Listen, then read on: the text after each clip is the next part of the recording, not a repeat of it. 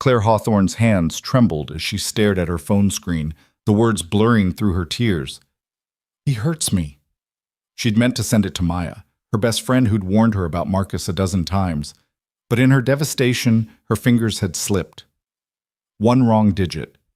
The message sailed into the digital void, not to someone who knew her pain, but to a complete stranger named Logan Pierce, who at that exact moment was tucking his 8-year-old son into bed 3 miles away.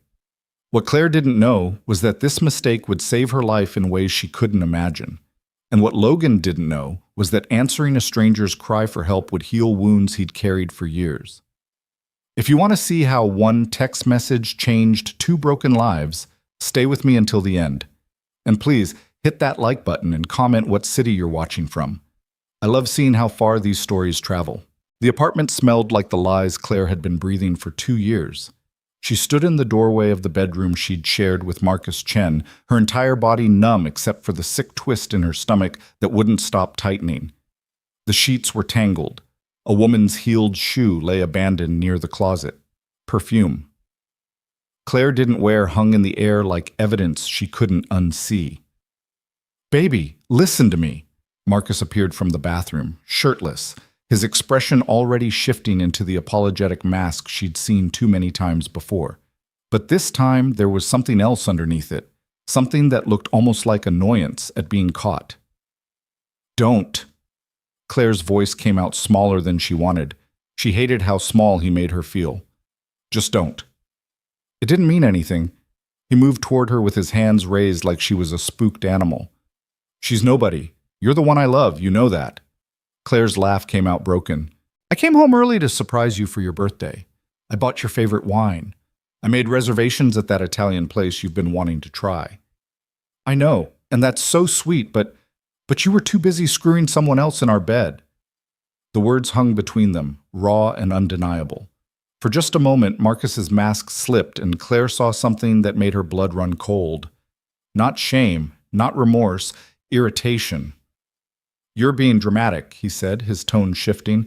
"This is exactly why Look, I've been under so much pressure at work, and you've been so distant lately." "I've been distant?" Claire felt like she was watching herself from outside her body.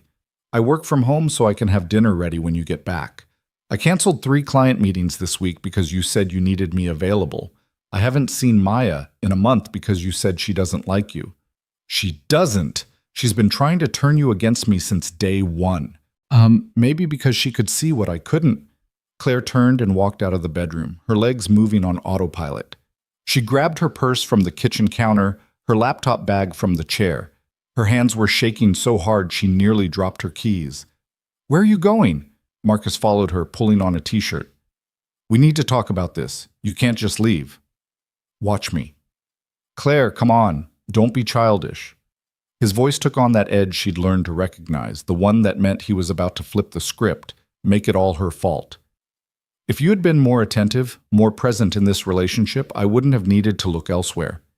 You pushed me to this." Something inside Claire cracked, not broke. She'd been broken for months, maybe years. This was different. This was the sound of her finally hearing the truth. "You're right," she said quietly, and watched confusion flicker across his face. "I did push you. I pushed myself to be smaller, quieter, easier to manage. I pushed away everyone who cared about me because you said they were the problem. I pushed down every instinct that told me something was wrong. That's not what I'm done pushing." Claire walked out, and this time, he didn't follow. The 24-hour coffee shop on Mercer Street had terrible coffee and fluorescent lights that made everyone look half dead, which was exactly what Claire needed. She couldn't go to Maya's place, not yet. She couldn't face the "I told you so" that would actually be "I'm so sorry." Couldn't handle the kindness that would break her into pieces she didn't know how to reassemble. She ordered a black coffee she wouldn't drink and collapsed into a booth in the back corner, as far from other people as possible. Her phone sat on the table like an accusation. 17 missed calls from Marcus. Text messages piling up, each one a variation of the same manipulation. "Baby, please come back. We can work through this. You're overreacting. Everyone makes mistakes. I can't believe you're throwing away 2 years over one slip-up. You know I love you. Why are you doing this to us?" Claire's vision blurred. The tears she'd been holding back since she'd walked out finally spilled over, hot and unstoppable. Her hands found her phone, muscle memory pulling up her favorites list. Maya's name sat at the top. She needed to hear her best friend's voice, needed someone to tell her she wasn't crazy, that what she'd just witnessed was real and terrible and not somehow her fault. Her fingers were shaking so badly that she could barely type. The message was simple, 3 words that contained everything she couldn't yet say out loud. He hurts me. She hit send and dropped her phone on the table, burying her face in her hands. The sob that came out was ugly and honest, the kind of crying that only happens when you're alone and broken and tired of pretending you're okay. Her phone buzzed. Claire looked up, expecting Maya's immediate response, probably followed by a phone call and a promise to be there in 10 minutes. But the name on the screen wasn't Maya's. Unknown number. I got your message. Are you somewhere safe right now? Claire stared at the words, confusion cutting through her grief. She scrolled up, looking at the message she'd sent, and her stomach dropped. The number wasn't Maya's. She'd transposed 2 digits. The text had gone to a complete stranger. Oh, God, she whispered. Her fingers flew across the screen. Claire. I'm so sorry. Wrong number. Please ignore that. The response came back almost immediately. Unknown number. I'm not ignoring someone who says they're being hurt. Where are you? Do you need me to call the police? Claire. No, I'm fine. Really, it's not like that. I'm so sorry to bother you. Unknown number. It's not a bother. My name is Logan. Are you somewhere public? Somewhere with other people? Claire looked around the coffee shop. A college student with headphones in. A night shift nurse in scrubs staring at her phone. A middle-aged man doing a crossword puzzle. No one threatening. No one who cared that she was falling apart in the corner booth. Claire. I'm at a coffee shop on Mercer Street, but honestly, I'm okay. I just had a really bad night and texted the wrong person. I'm so embarrassed. Unknown number? Don't be. Listen, I need to make a quick call, but I'm not far from Mercer. Which coffee shop? Claire. You don't have to do that. I promise I'm safe. Unknown number. The 24-hour place? The one with the green sign? Claire's heart started beating faster. This stranger was asking specific questions, narrowing down her location. Every true crime podcast she'd ever listened to started screaming warnings in her head. But something about the messages felt different. Not predatory, not aggressive, just concerned. Claire. Yes, but really, you don't need to come. I'm fine. Unknown number. I'm sure you are, but I'm going to come anyway, and you can tell me to leave the second I get there. 15 minutes. Before Claire could respond, another message appeared. Unknown number. I'm going to call my neighbor to watch my son, then I'll be on my way. If you change your mind and want to leave before I get there, that's completely okay. But someone should check that you're actually fine, not just saying you are. Claire stared at her phone, a fresh wave of tears spilling down her cheeks. This stranger, this Logan, was calling someone to watch his kid so he could check on a person he'd never met. It was either the kindest thing she'd ever witnessed or a massive red flag. Maybe both. She should leave. She should thank him and say she was going home and delete this thread and pretend it never happened. Instead, she sat frozen in the booth, watching the minutes tick by, half terrified and half desperate to know if kindness from strangers was still real. Logan Pierce sat in his truck outside Mrs. Chen's apartment, his hands gripping the steering wheel harder than necessary. His heart was racing, that old familiar panic from years ago clawing at his chest. "You're sure you don't mind?" he asked through Mrs. Chen's doorway. His neighbor stood in her bathrobe, her reading glasses perched on her nose, looking at him with the patient expression of someone who'd helped him through countless parenting emergencies. "Logan, when have I ever minded watching that sweet boy? He's already asleep. I'll just sit on your couch and finish my book. Go do what you need to do. I'll be back in less than an hour. Take your time. And Logan?" Mrs. Chen's expression softened. "Whatever this is, you're doing the right thing." He wished he felt that certain. The drive to Mercer Street took 12 minutes. The entire time, Logan's mind kept circling back to Sarah, his sister, 15 years younger than him, the baby of the family, the one he'd promised to protect after their mom died. He'd been 23, living on his own, building a life. Sarah had been 8, sent to live with their aunt in Portland. When she was 17, she'd started dating a guy named Derek. Nice on the surface, wrong underneath in ways Logan had sensed but couldn't name. Sarah had started missing family calls, making excuses, getting quieter. And Logan had told himself it was normal teenage stuff, that he was overreacting, that Sarah knew what she was doing. Until the night she'd called him from a hospital in Portland, her voice barely above a whisper, telling him that Derek had put her there. Logan had driven through the night, arriving to find his baby sister with a fractured wrist and bruises she'd been hiding for months. The guilt had been crushing. He'd known something was wrong and had done nothing. Convinced himself it wasn't his business, that he'd be interfering, that Sarah would ask for help if she needed it. After that, he'd made a promise. Never again. If someone reached out, even accidentally, even to a wrong number, he wouldn't hesitate. He wouldn't second guess. He wouldn't wait for it to get bad enough. He parked across the street from the coffee shop and checked his phone one more time. No new messages from the unknown number. No cancellation. No sign that this Claire person had changed her mind about a stranger showing up. Logan locked his truck and crossed the street, the coffee shop's green neon sign buzzing in the darkness. Through the window, he scanned the interior. The place was mostly empty, a few scattered customers lost in their own worlds.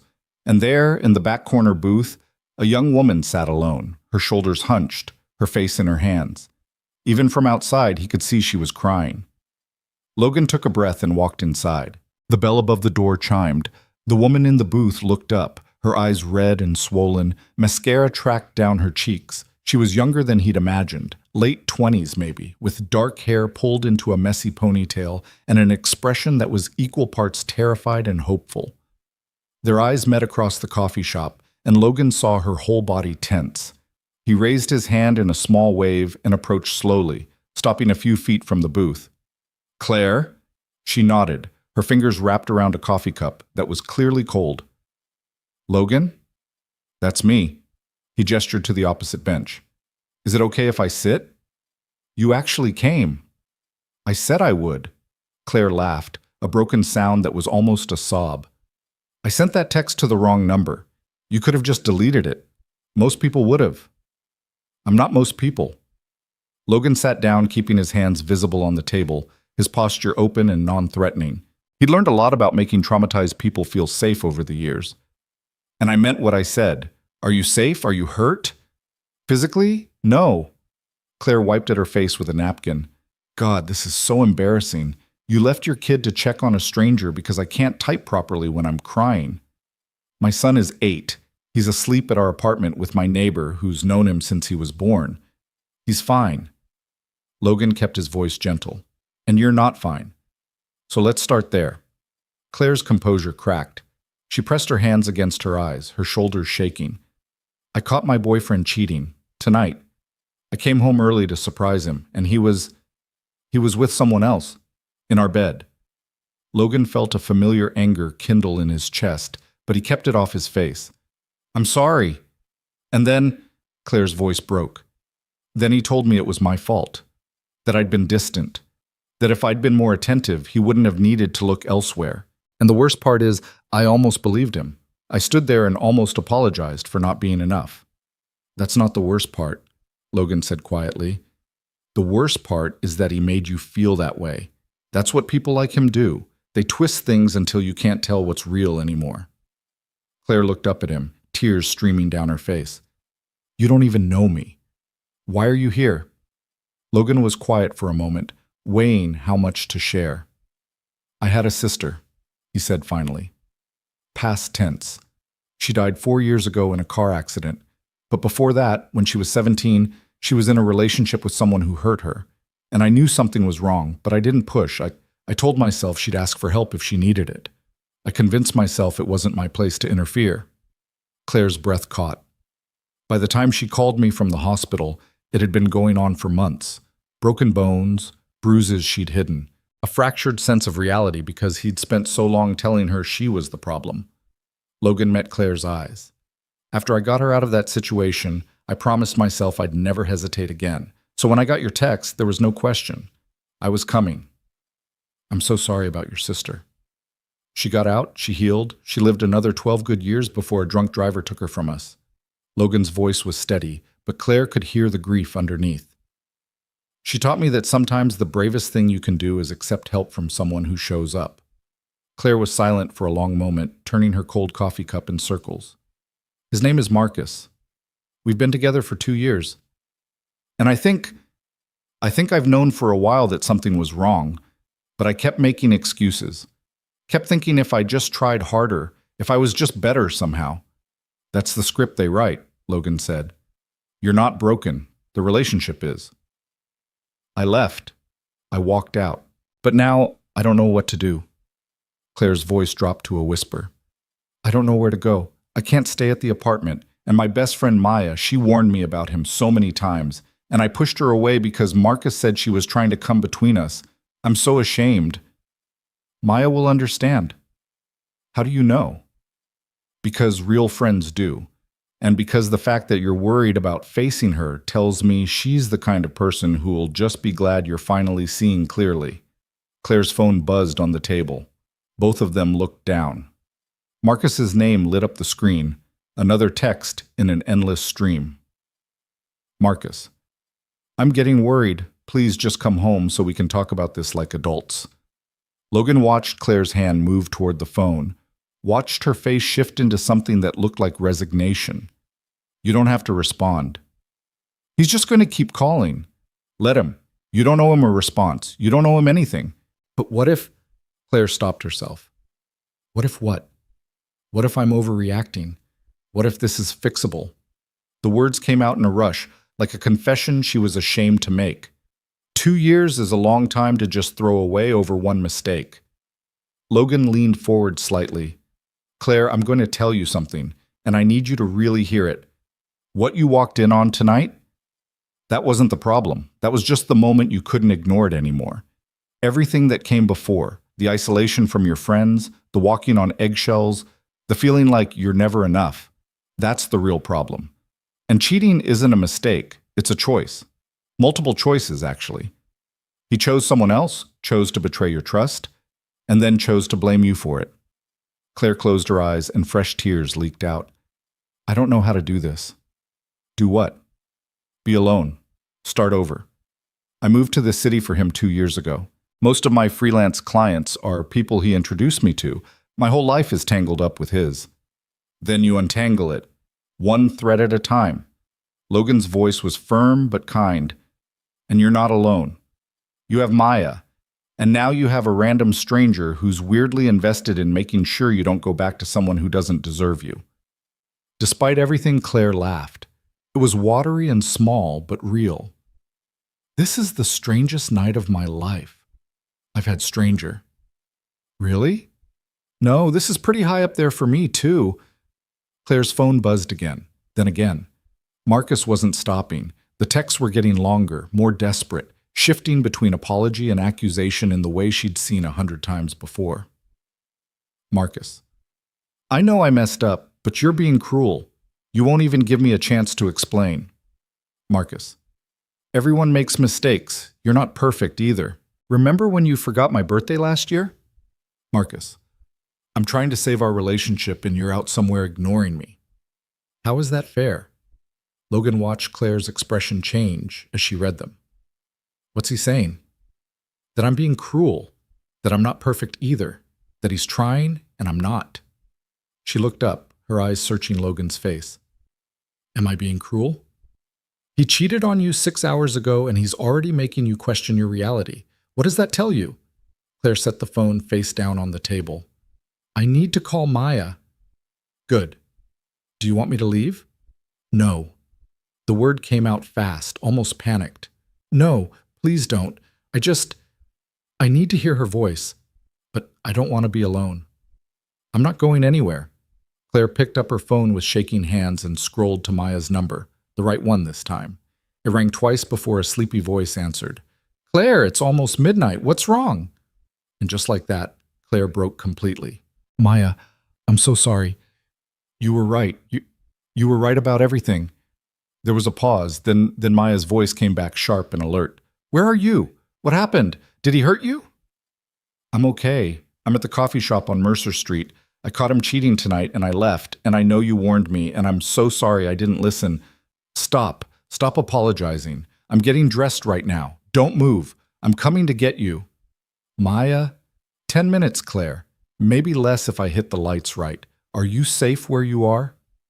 Claire looked across the table at Logan, this stranger who'd shown up because of a text message sent to the wrong number, who'd left his sleeping son to make sure she was okay, who was sitting patiently while she fell apart and put herself back together.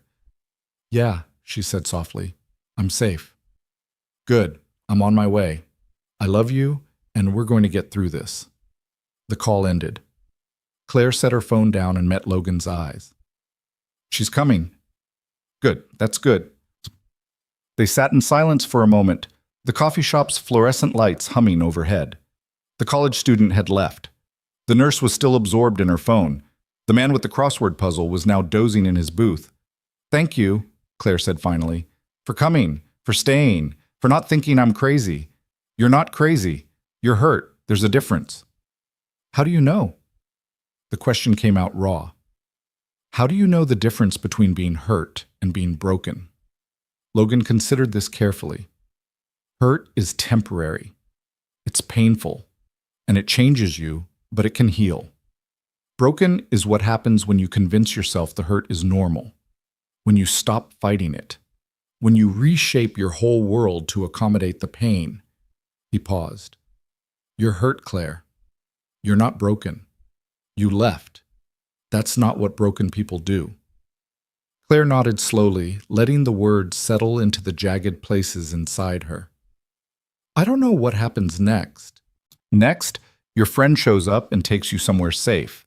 After that, you take it one day at a time, one decision at a time, and you remember that choosing yourself isn't cruel, it's survival. What if he shows up at Maya's place? Does he know where she lives? Claire thought about it. I don't think so. I haven't been there in so long, and we moved last year after Maya's roommate situation changed. Then you're safe. And even if he finds you, you don't have to talk to him. You don't have to explain yourself. You don't have to justify leaving someone who betrayed you. The door chimed. A woman in yoga pants and an oversized sweater burst into the coffee shop, her eyes scanning frantically until they landed on Claire. Oh, thank God! Maya crossed the shop in 4 strides and pulled Claire out of the booth into a fierce hug. I was so scared. I've been worried about you for months, and then you call in the middle of the night. She pulled back, holding Claire at arm's length, studying her face. Did he hurt you? Physically, I mean. No, I caught him with someone else. I left. Maya's expression went from worried to absolutely furious. I'm going to kill him. I'm actually going to kill him. You were right, Claire whispered. You tried to tell me. I don't care about being right. I just care that you're okay. Maya noticed Logan for the first time, sitting quietly in the booth. Who are you? Logan stood, offering his hand. Logan Pierce. I got a text meant for you and came to make sure Claire was safe. Maya looked between them, confused. You got my text?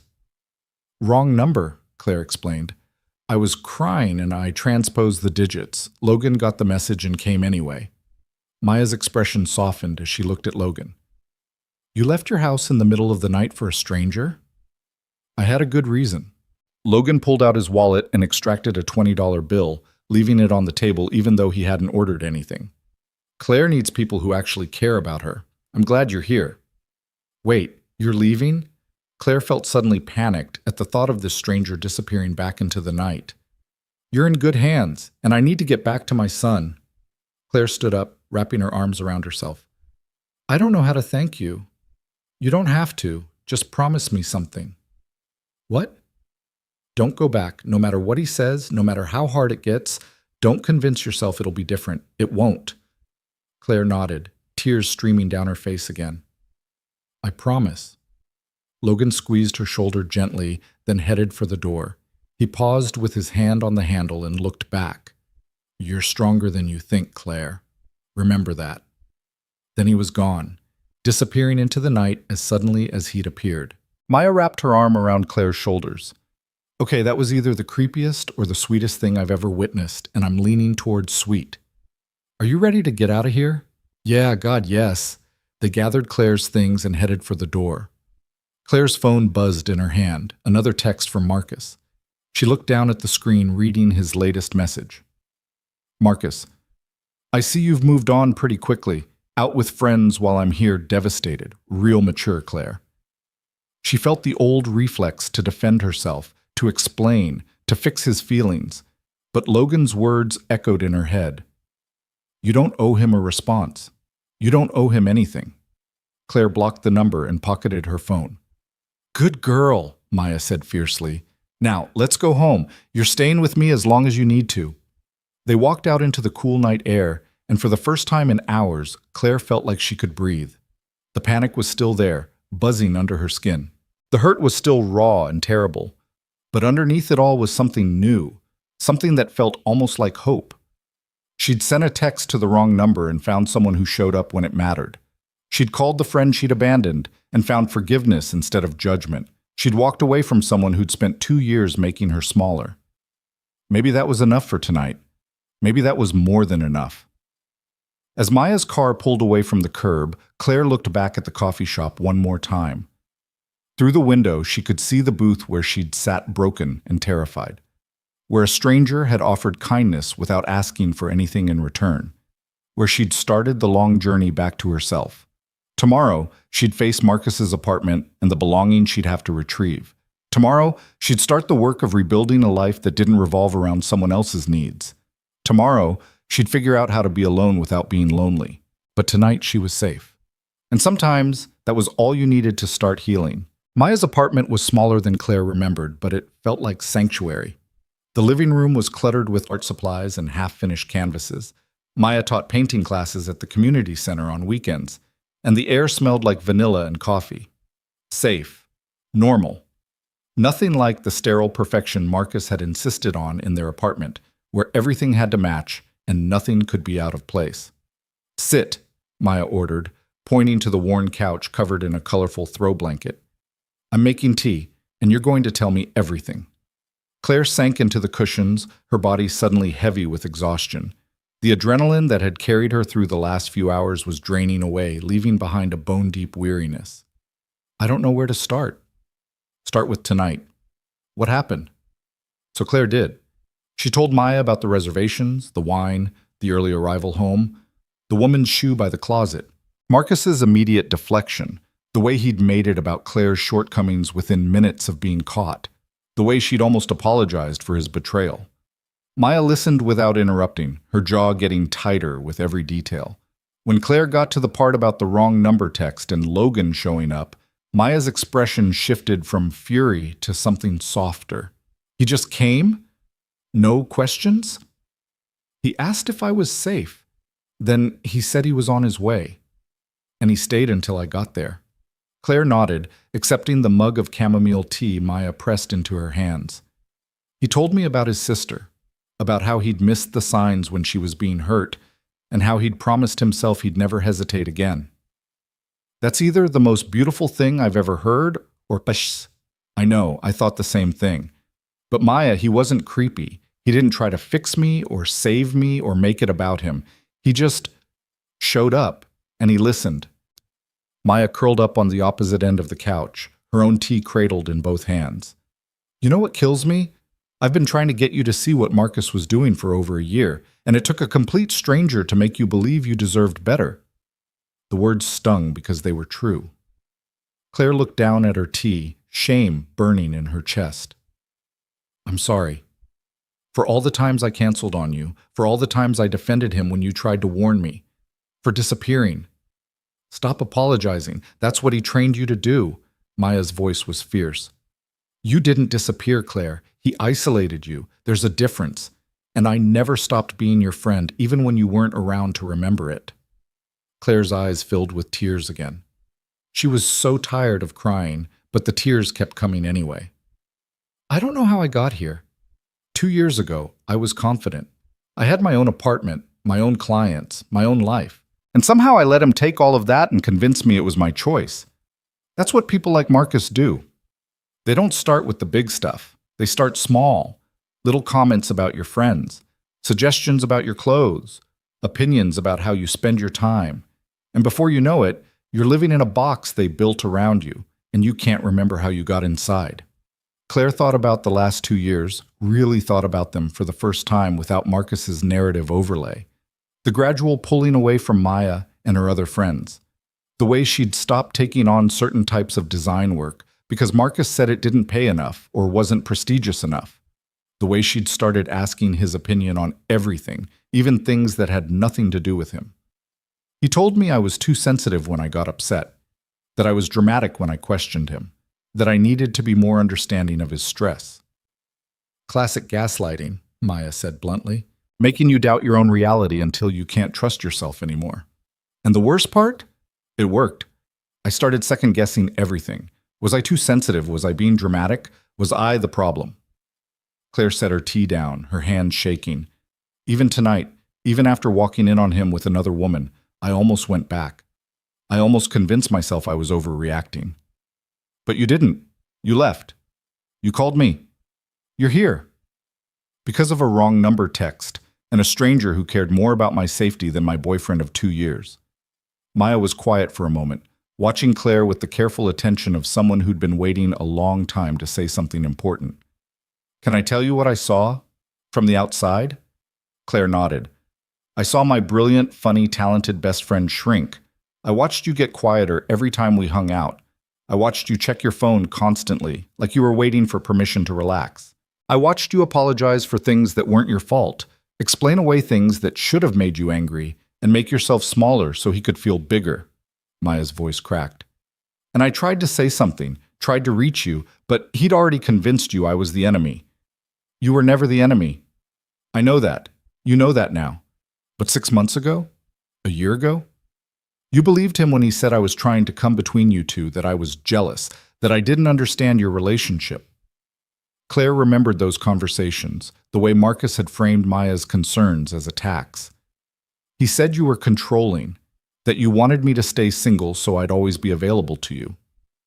And you believed him. I wanted to believe him, because if you were wrong about him, then I hadn't made a terrible mistake. Then I hadn't wasted 2 years on someone who was slowly destroying me. Maya reached across the couch and took Claire's hand. You didn't waste 2 years, Sta. You learned something crucial. You learned what you won't accept ever again. And Claire, honey, you got out. Some people never do. The words settled into Claire like stones, heavy and permanent. She thought about Logan's sister, about the months she'd spent hiding bruises and fractures. She thought about all the women who convinced themselves it would get better, that love was supposed to hurt, that they were the problem. I need to get my stuff from the apartment, Claire said quietly. My computer, my design equipment, my clothes, everything. We'll go together. Tomorrow, during the day, when Marcus is at work. What if he's there? What if he takes the day off? Then we call the police and ask for an escort. You have every right to retrieve your belongings. Claire's phone, which she'd set on the coffee table, suddenly lit up. Not a call or text. She'd blocked Marcus's number, but an email notification.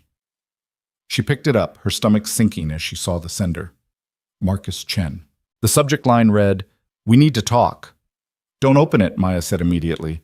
I have to know what he's saying. No, you don't. Claire, whatever's in that email, it's going to be designed to make you feel guilty or scared or confused. That's how he operates. But Claire's finger was already moving, opening the message before she could stop herself. Claire, I know you're upset and you have every right to be. What you saw tonight was inexcusable and I take full responsibility. But I need you to understand the context. Work has been incredibly stressful and I've been struggling with depression for months. I didn't know how to talk to you about it because you've seemed so distant. I made a terrible mistake, but I'm asking you to give me a chance to make this right. I've already scheduled an appointment with a therapist. I'm willing to do whatever it takes to earn your trust back. Please don't throw away what we have over one terrible night. I love you, and I know you love me. We can get through this if you just come home so we can talk. M. Claire read it twice, feeling the familiar pull of his words. The apology mixed with justification. The admission of fault, followed by an explanation that made it somehow understandable. The promise to change. The subtle suggestion that she was the one being unreasonable by not immediately forgiving him. What's it say? Maya asked. Claire handed over the phone. Maya read in silence, her expression darkening with every line. This is textbook manipulation. Look at the structure. He admits fault, then immediately provides context that makes you sympathize with him. Depression, work stress, your distance. He's already setting up the framework where this is partially your fault. But what if he is depressed? What if he does need help? Then he can get help. That's not your responsibility. And Claire, depression doesn't make you cheat. Being stressed doesn't make you betray someone. Those are choices. He's using his mental health as a weapon to make you feel guilty for protecting yourself. Claire knew Maya was right. Logically, she understood every word. But emotionally, she felt the old hooks sinking in. The voice in her head that said she was being selfish, that everyone deserves a second chance, that love means forgiveness. I don't know if I'm strong enough to do this, Claire whispered. You already are. You left, remember? That was the hard part. Then why does staying away feel harder? Maya set the phone down and moved closer, putting her arm around Claire's shoulders. Because leaving is one decision made in a moment of clarity. Staying away is choosing yourself over and over again every time he tries to pull you back. It's harder because it's constant. But Claire, you can do constant. You've been doing constant for 2 years. Constant vigilance, constant accommodation, constant sacrifice. Now you just need to redirect that energy toward healing instead of surviving. Claire leaned into her friend, letting herself be held for the first time in months. Marcus didn't like displays of emotion. He found them exhausting, attention-seeking. She'd learned to cry silently, to process her feelings alone, to never ask for comfort she'd be made to feel guilty for needing. I'm so tired, she said. I know, you're going to sleep here tonight, and tomorrow we'll figure out the next step. But right now, you need rest. Maya set up the couch with fresh sheets and pillows, found Claire an oversized t-shirt to sleep in, and made sure her phone was charging on the coffee table. As Claire settled into the makeshift bed, Maya paused in the doorway to her own room. Hey, Claire? Yeah? I'm really proud of you. I know it doesn't feel like it right now, but you did something incredibly brave tonight. Claire nodded, not trusting her voice. After Maya closed the door, she lay in the darkness, listening to the unfamiliar sounds of someone else's apartment, a neighbor's television through the wall, traffic on the street below, the hum of the refrigerator. None of it was threatening. All of it was different. She thought about Logan Pierce, the stranger who'd left his son to check on her. She wondered if he'd made it home safely, if his neighbor was still there, if he'd told anyone about the bizarre turn his evening had taken. She thought about his sister, about the promise he'd made, about the way he'd looked at Claire and seen someone worth showing up for. Her phone buzzed with another email notification. She should ignore it. She should delete Marcus's email address, block him completely, cut off every avenue he had to reach her. But instead, she picked up the phone and opened the message. Another email from Marcus, sent 20 minutes after the first. I know you're reading these. I can see the read receipts. Please respond. Even if you're angry, even if you hate me, I deserve the chance to apologize properly. You owe me that much after 2 years together. Claire felt anger flare in her chest, hot and clarifying. She owed him? After everything he'd done, he thought she owed him a response? The audacity was staggering. She opened her email settings and disabled read receipts. Then she created a filter to automatically send any future emails from Marcus to trash. She didn't block him entirely. Some part of her knew she might need documentation of his harassment if things escalated. But she made it so she wouldn't see his messages unless she went looking for them. It was a small act of self-protection, but it felt monumental. Claire set her phone down and closed her eyes, willing sleep to come.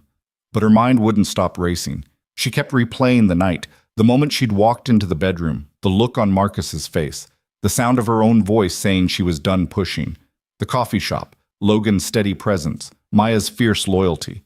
At some point, exhaustion won. She drifted into an uneasy sleep, dreams mixing with memories until she couldn't tell what was real. Marcus apologizing. Marcus blaming her. Marcus transforming into someone else entirely, someone kind and safe who promised to never hurt her. She woke to morning light filtering through Maya's curtains and the smell of coffee. For a blessed moment, she didn't remember where she was or why. Then it all came crashing back, the cheating, the leaving, the coffee shop, the emails. The weight of it should have crushed her. Instead, she felt strangely lighter. Maya appeared with 2 mugs of coffee, already dressed in jeans and a sweatshirt. I called in sick to work. We're going to get your stuff today.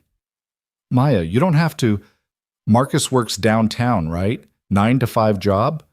Usually, but what if he stayed home? Then we call the cops and get an escort. But Claire, you can't live without your things. Your computer has all your client files. Your equipment is how you make a living. We're getting it today, while you still have access to the apartment. Claire sat up, accepting the coffee. What if he changed the locks?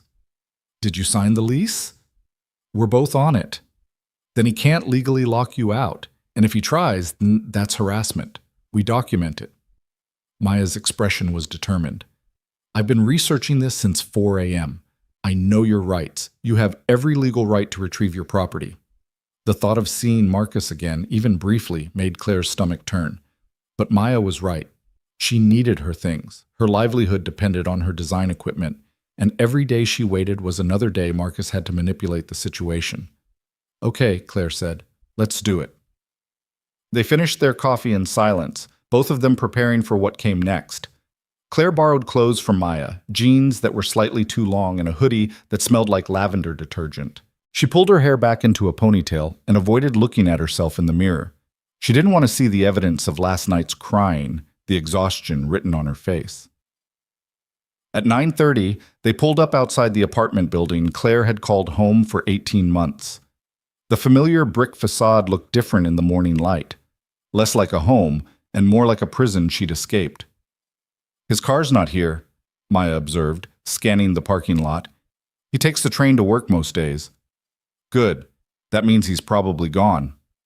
They took the elevator to the 3rd floor, Claire's heart pounding harder with each ascending number. When the doors opened, she hesitated. I can't do this. Yes, you can. I'm right here with you. Claire forced her feet to move, one step at a time, down the hallway to apartment 3F. Her key was still on her keyring. She stared at it, at the little souvenir keychain Marcus had bought her on their trip to San Francisco, back when things were good, or at least when she'd believed they were. She unlocked the door. The apartment was exactly as she'd left it.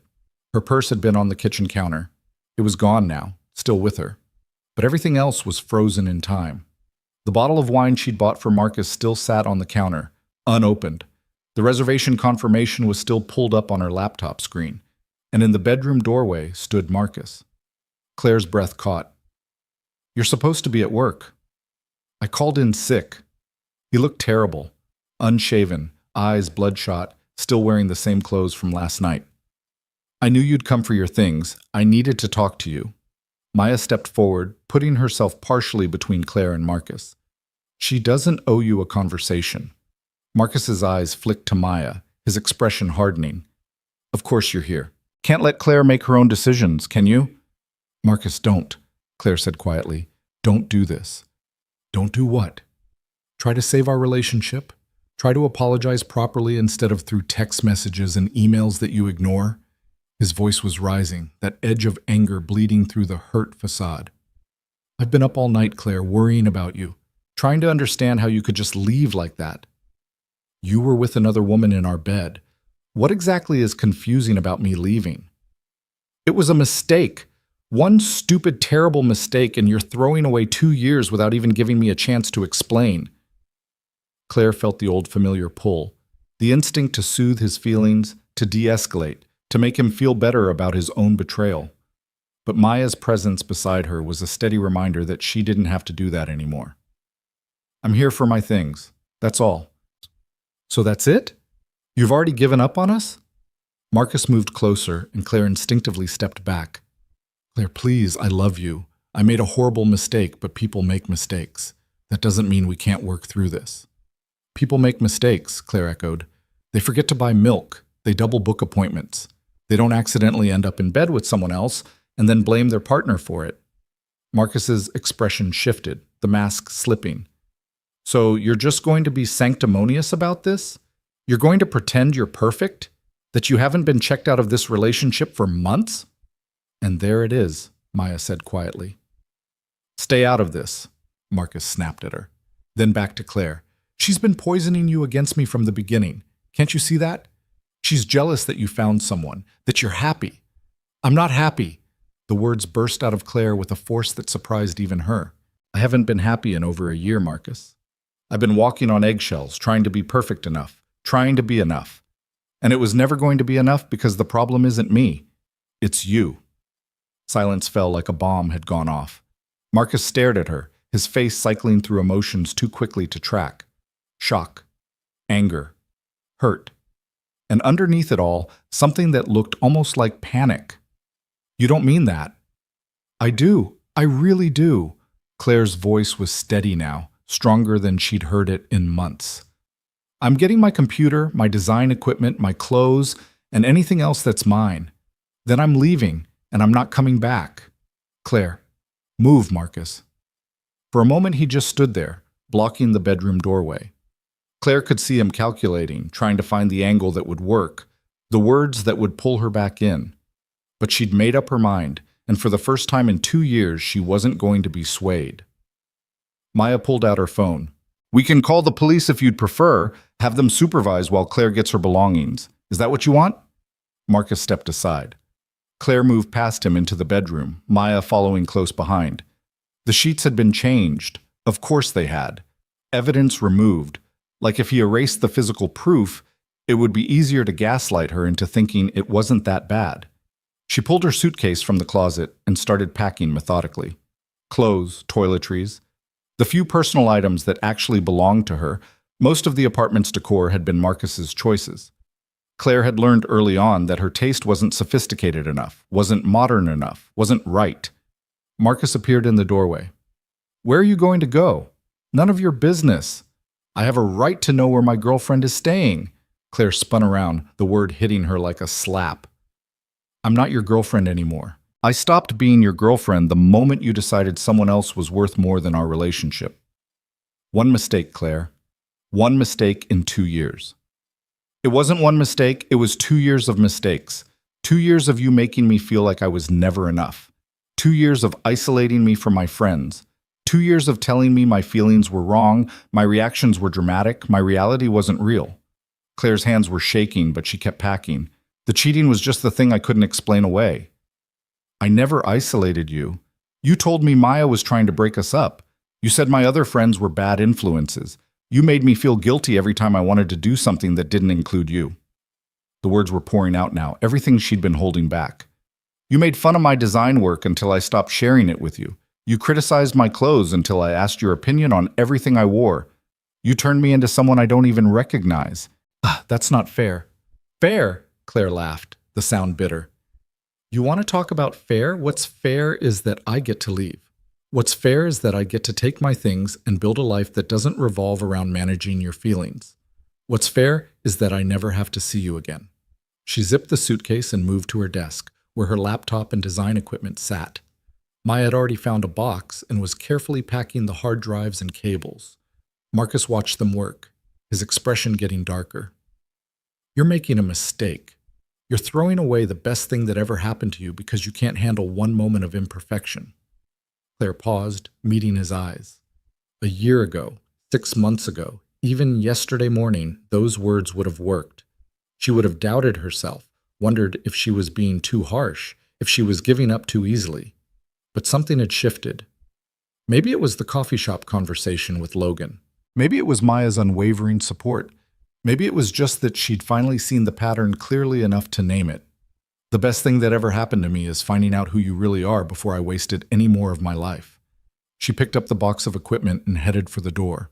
Maya grabbed the suitcase and followed. Marcus called after them, his voice shifting between pleading and angry. Claire, don't do this, please. We can fix this.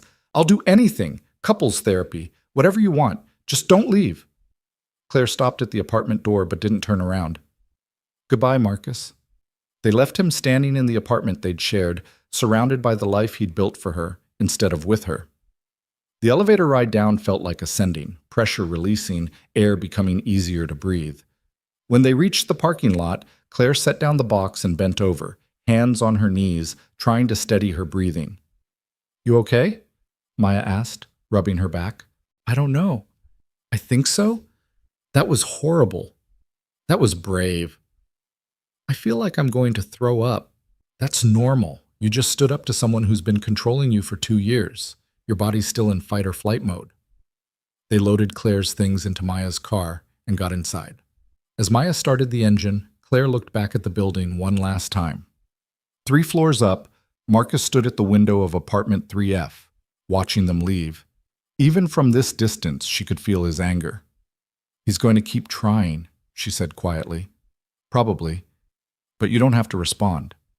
What if he shows up at your place? Then we document it and call the police.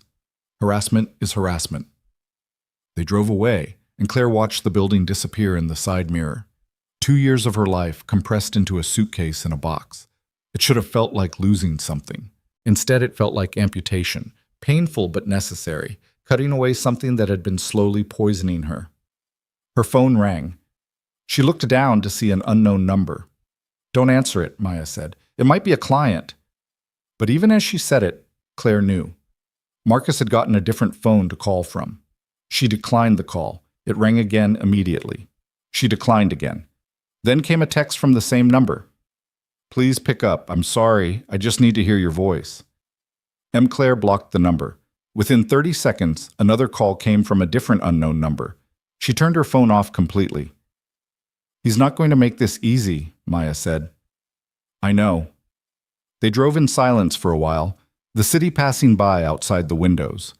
Claire thought about all the times she'd driven these same streets with Marcus, how she'd learned to anticipate his moods, to say the right things, to be the right version of herself. How exhausting it had been, how normal she'd thought it was. "Maya?" "Yeah?" "That guy last night, Logan. Do you think I should thank him somehow, like send a message or something?" Maya considered this. "Do you want to thank him, or do you want to see him again?" "I don't know. Both, maybe. He helped me when he didn't have to. That seems worth acknowledging." "Then send a message. But Claire, be careful. You're really vulnerable right now, and you don't know this guy. He might have been genuinely kind, or he might have been seeing an opportunity." "You think he had ulterior motives?" "I think most men do, but maybe I'm just cynical." Maya glanced over at her. "Trust your instincts. If reaching out feels right, do it. Just protect yourself while you're healing." Claire nodded. When they got back to Maya's apartment and she'd turned her phone back on, immediately flooded with 17 more calls and texts from various unknown numbers, all Marcus, she opened her messages and found the thread with Logan's number.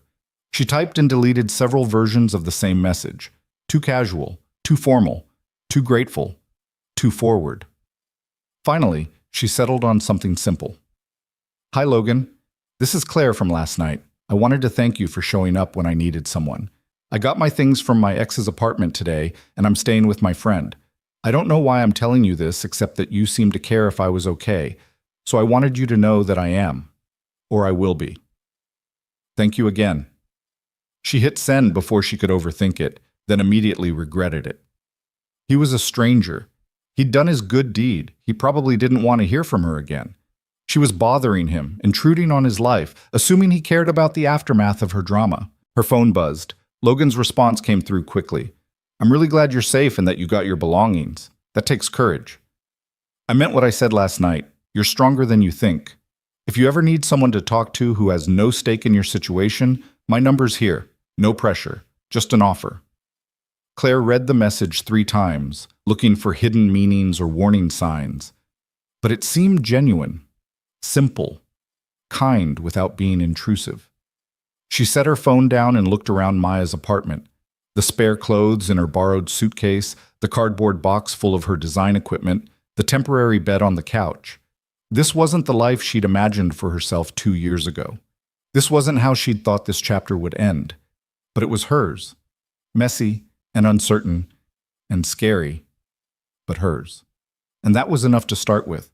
3 days passed in a strange blur of normalcy and chaos. Claire threw herself into work, taking on rush projects from clients she'd been neglecting, rebuilding her portfolio, reaching out to contacts Marcus had dismissed as not worth her time. Maya went back to her teaching schedule but checked in constantly. Texts throughout the day, calls during lunch breaks, a standing rule that Claire could interrupt anything, anytime, for any reason. Marcus didn't stop. The calls came from different numbers every few hours. The emails piled up in her trash folder, unread but documented. He showed up at Maya's building twice. The first time, Claire watched from the window as he buzzed every apartment until someone let him in, then pounded on Maya's door for 10 minutes before giving up. The second time, Maya called the police. They took a report but said unless he threatened her directly, there wasn't much they could do. Harassment laws are complicated, the officer had explained, his tone apologetic. Keep documenting everything. If he contacts you again, don't respond. Any response resets the clock on establishing a pattern. So Claire didn't respond. She saved every message, every voicemail, every email subject line she could see without opening the actual content. And she tried to build something that looked like a life. On the fourth morning, she woke up on Maya's couch and realized she hadn't thought about Marcus for 3 whole hours the night before. It wasn't much, but it felt like progress. Her phone sat on the coffee table, charging. She'd gotten into the habit of leaving it face down overnight so she wouldn't see the notifications accumulating. But this morning, curiosity won. She picked it up and scrolled through the overnight messages. 4 emails from unknown senders, Marcus using different accounts. 11 missed calls from numbers she didn't recognize. 2 voicemails she wouldn't listen to. And 1 text from Logan Pierce sent at 11:30 the previous night. Hope you're doing okay. No need to respond, just wanted you to know someone's thinking of you. Claire stared at the message for a long moment. It had been 3 days since she'd thanked him for showing up that first night. 3 days since he'd offered his number with no pressure. She hadn't expected to hear from him again, had assumed he'd moved on to his own life and forgotten about the crying stranger in the coffee shop. But here was proof that she'd mattered enough to think about. She typed a response before she could talk herself out of it. I'm okay. Some days are harder than others. Today's an okay day. How's your son? The response came faster than she expected. Ben's good, currently obsessed with building the world's tallest Lego tower. It's taking over our living room. I'm glad today's okay. Those days matter. Claire found herself smiling at the image of an 8-year-old boy and his ambitious construction project. It felt normal, safe, uncomplicated. What's the current record? 4 feet, 2 inches? Structurally unsound but impressive. He's convinced he can hit 5 feet by the weekend. That's serious engineering. He takes it very seriously. Ben doesn't do anything halfway. Claire sat up, pulling the blanket around her shoulders. Outside Maya's window, the city was waking up. She could hear traffic, distant sirens, the rumble of the bus on the corner. Normal sounds, life continuing regardless of personal catastrophe. Can I ask you something? Logan's response was immediate. Of course. Why did you text me last night? You don't know me. You don't owe me anything. The typing indicator appeared, disappeared, appeared again. Claire waited, her heart beating faster than the question warranted. Because I remember what it's like in those first few days after everything falls apart. How lonely it feels even when you're surrounded by people who care. Sometimes it helps to know a stranger is in your corner. No history, no judgment, just someone who showed up once and meant it. Claire's eyes stung with unexpected tears. She blinked them away, typing carefully. That's exactly what it feels like. Thank you for understanding. You're welcome. And Claire, you're going to get through this. I know it doesn't feel like it right now, but you will. She wanted to ask how he could possibly know that, wanted to hear the story behind his certainty, but Maya emerged from her bedroom, already dressed for work, and Claire set her phone aside. You're up early, Maya said, heading for the coffee maker. Couldn't sleep. Bad dreams? No, actually. Just woke up and couldn't fall back asleep. Claire stood, folding the blanket. I think I'm going to look for my own place today. Maya paused mid-scoop, coffee grounds frozen over the filter. You don't have to rush. You can stay here as long as you need. I know, and I'm so grateful. But Maya, I need to prove to myself that I can do this, that I can build something on my own. Claire moved to the window, looking out at the street below. For 2 years, I lived in Marcus's apartment, on his terms, by his rules. Before that, I had my own place. I was independent. I want that back. Just promise me you won't push yourself too hard too fast. Healing isn't linear. I promise. But I have 3 new clients as of yesterday, and 2 more who want to meet next week. I can afford a studio apartment in a decent neighborhood, and I need my own space. Maya finished making the coffee, her expression thoughtful. Okay, but I'm helping you look, and I get veto power if the place gives me bad vibes. Deal. They spent breakfast scrolling through apartment listings on Claire's laptop. Most were out of her price range or in neighborhoods that made Maya's protective instincts flare. But after an hour, they'd compiled a list of 8 possibilities worth seeing. This one, Maya said, pointing to a studio in a converted warehouse building. Good neighborhood, near the bus line, building has security. And look, they allow month-to-month leases for the first 3 months. That's perfect while you're getting back on your feet. Claire studied the listing. The apartment was small but had good light, exposed brick, and what the photos claimed was a cozy sleeping nook that looked like it might fit a full-sized bed if she was optimistic. The rent was just within her budget if she was careful. Can we see it today? Maya checked her watch. I have classes until 3, but I can meet you after? I'll set up a viewing for 3:30. After Maya left for work, Claire spent 2 hours responding to client emails and sketching initial concepts for a logo redesign. The work felt good, familiar, like putting on clothes that actually fit after years of wearing the wrong size. She lost herself in color palettes and typography, and the creative problem-solving that had made her fall in love with design in the first place. Her phone buzzed around 11. Not Marcus this time. She'd started recognizing the pattern of his harassment, the times of day he was most likely to try. This was Logan. Random question. Do you like Italian food? Claire blinked at the message, unsure where this was going. Yes? Why? Ben's Lego tower collapsed. He's devastated. I promised him we'd go out for dinner tonight to recover from the tragedy. There's a great Italian place near us, and I thought if you wanted to get out of wherever you're staying, you could join us. Very casual, very public. Just dinner with a single dad and his architecture-obsessed kid. No pressure. Claire read the message 3 times, looking for the catch.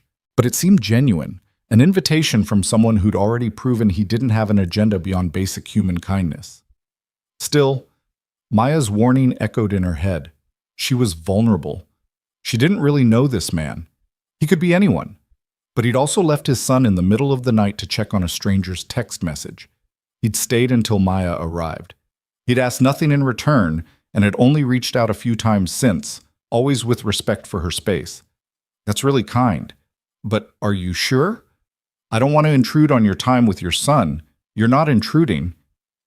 Ben actually suggested it. I mentioned I'd met someone who was having a rough time, and he said we should invite you to dinner because that's what nice people do. 8-year-old wisdom. He sounds like a good kid. He is. So is that a yes? Claire hesitated, her finger hovering over the keyboard. Every instinct told her this was too soon, that she should focus on herself, that getting involved with anyone, even as friends, was a terrible idea. But another part of her, the part that had sent that first wrong number text, that had walked away from Marcus, that had stood in that apartment and reclaimed her things, wanted to say yes, wanted to prove she could make decisions for herself. Yes, where and when? Antonio's on 5th Street. 6 o'clock? Ben likes to eat early. I'll be there. After she sent the message, Claire sat back and stared at her phone, half expecting to feel panic or regret. Instead, she felt something lighter. Not quite excitement. It was too soon for that. But maybe anticipation. The possibility that life could include normal things like dinner with kind people. She texted Maya immediately. Logan invited me to dinner, him and his son. I said yes. Am I being stupid? Maya's response came during what must have been a break between classes. Public place? Daytime? 6 p.m. at Antonio's on 5th. I know that place. Very family-friendly. Busy. Good choice. Are you okay with this? I think so. I'm nervous but not scared. Does that make sense? Perfect sense. Text me when you get there and when you leave. And Claire? It's okay to have dinner with someone who's been kind to you. You're allowed to accept kindness. Claire smiled at her phone. She was allowed to accept kindness. Such a simple statement, but it felt revolutionary. The apartment viewing at 3:30 went better than expected. The studio was exactly as advertised, small but well-maintained with hardwood floors and windows that let in afternoon light. The building's super, a woman in her 60s named Rosa, showed her around with the efficient warmth of someone who took pride in her property. Month to month for 3 months, then we can talk about a year lease if you're happy, Rosa explained, unlocking the door to reveal the empty space. Heat and water included. You pay electric. No smoking, no pets over 20 pounds, no illegal activity, rent's due on the 1st, grace period until the 5th. It's perfect, Claire said, and meant it. The space was hers. No Marcus's taste imposed on it, no compromises, no walking on eggshells around someone else's preferences. You got good references? Last landlord, employer, that kind of thing? Claire hesitated. Her last landlord was Marcus, but she had client references, bank statements showing steady income. I'm self-employed, graphic designer. I can provide client references and proof of income. Rosa studied her for a moment with the sharp eyes of someone who'd seen it all. You running from something, honey? The directness caught Claire off guard. Is it that obvious? I've been doing this 30 years. I can tell the difference between someone looking for a fresh start and someone looking for trouble. You got that fresh start look. So what's the story? Claire found herself being honest in a way she hadn't expected. Bad relationship. I left a few days ago. I'm staying with a friend, but I need my own space. I have the income, I have good credit, and I promise I'm a quiet tenant. Rosa nodded slowly. First and last month, security deposit. That work for you? Yes, absolutely. You can move in Saturday. I'll have the lease ready to sign Friday afternoon. Rosa handed her a business card. And honey, good for you for leaving. Too many people stay. Claire left the building with a lease agreement to review and a move-in date 2 days away. Her own apartment, her own space, her own life, rebuilt from the ground up. She had 2 hours before dinner with Logan and Ben. She spent it at a thrift store 3 blocks from Maya's apartment, buying basics she'd need for the new place. Plates, cups, a small set of pots and pans. Nothing matched, nothing was expensive, but it was all hers. At 5:45, she stood outside Antonio's watching families and couples stream in and out. The restaurant was exactly as Logan had described. Busy, warm, the kind of place where kids' laughter mixed with the clatter of dishes and nobody minded if you were loud. Her phone buzzed. We're at a table in the back corner. Ben insisted on the booth. He's wearing a Batman shirt, so we're hard to miss. Claire took a breath and walked inside. The hostess smiled at her and she said she was meeting someone. The dining room was crowded but not overwhelming, families at most of the tables, the smell of garlic and fresh bread in the air. She spotted them before they saw her.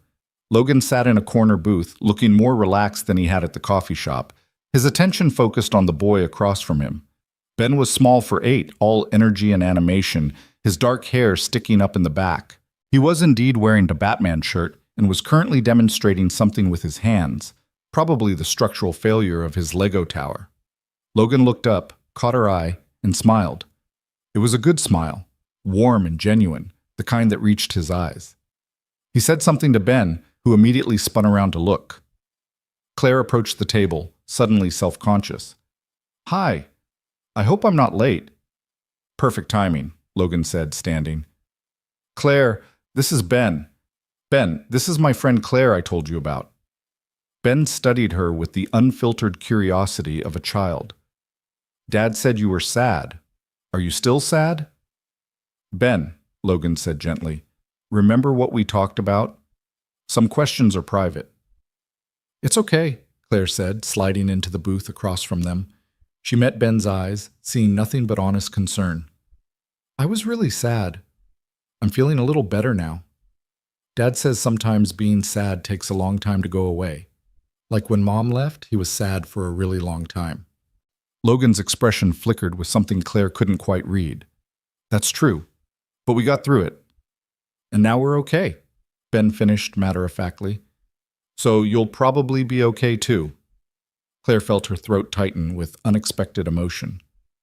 Thank you, Ben. That helps. The waiter appeared, saving her from the tears that were threatening. They ordered spaghetti for Ben, chicken parmesan for Logan, ravioli for Claire.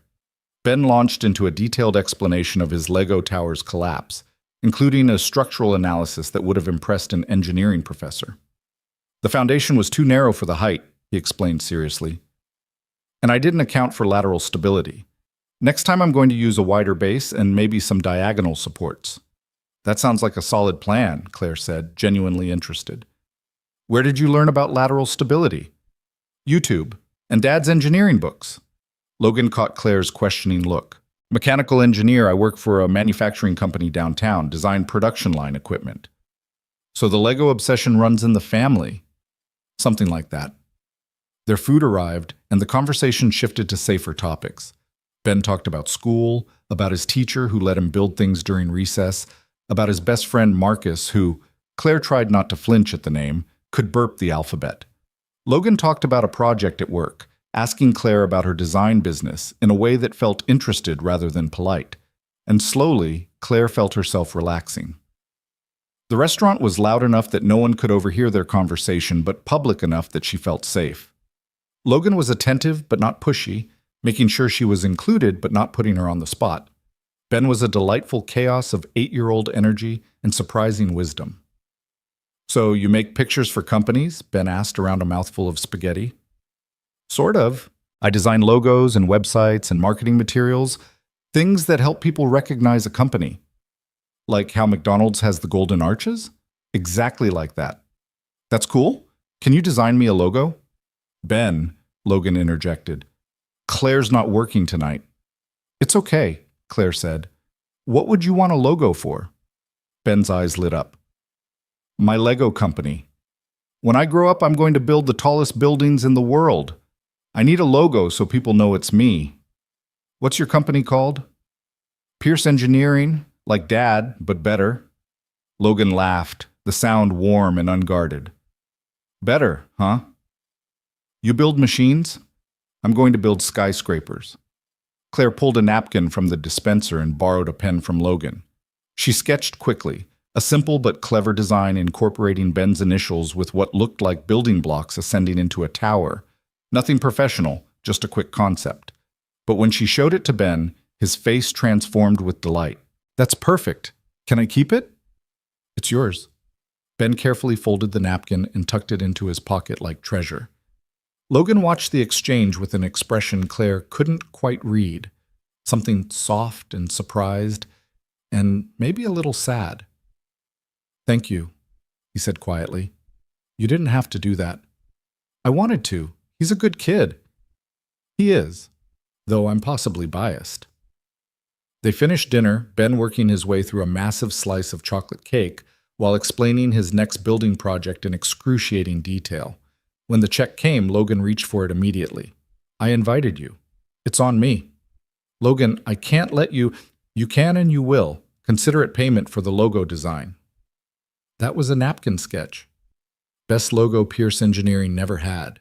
His smile was teasing but kind. Let me do this, Claire. You've had a rough week. Accept the kindness. The phrase echoed Maya's text from earlier. Accept the kindness.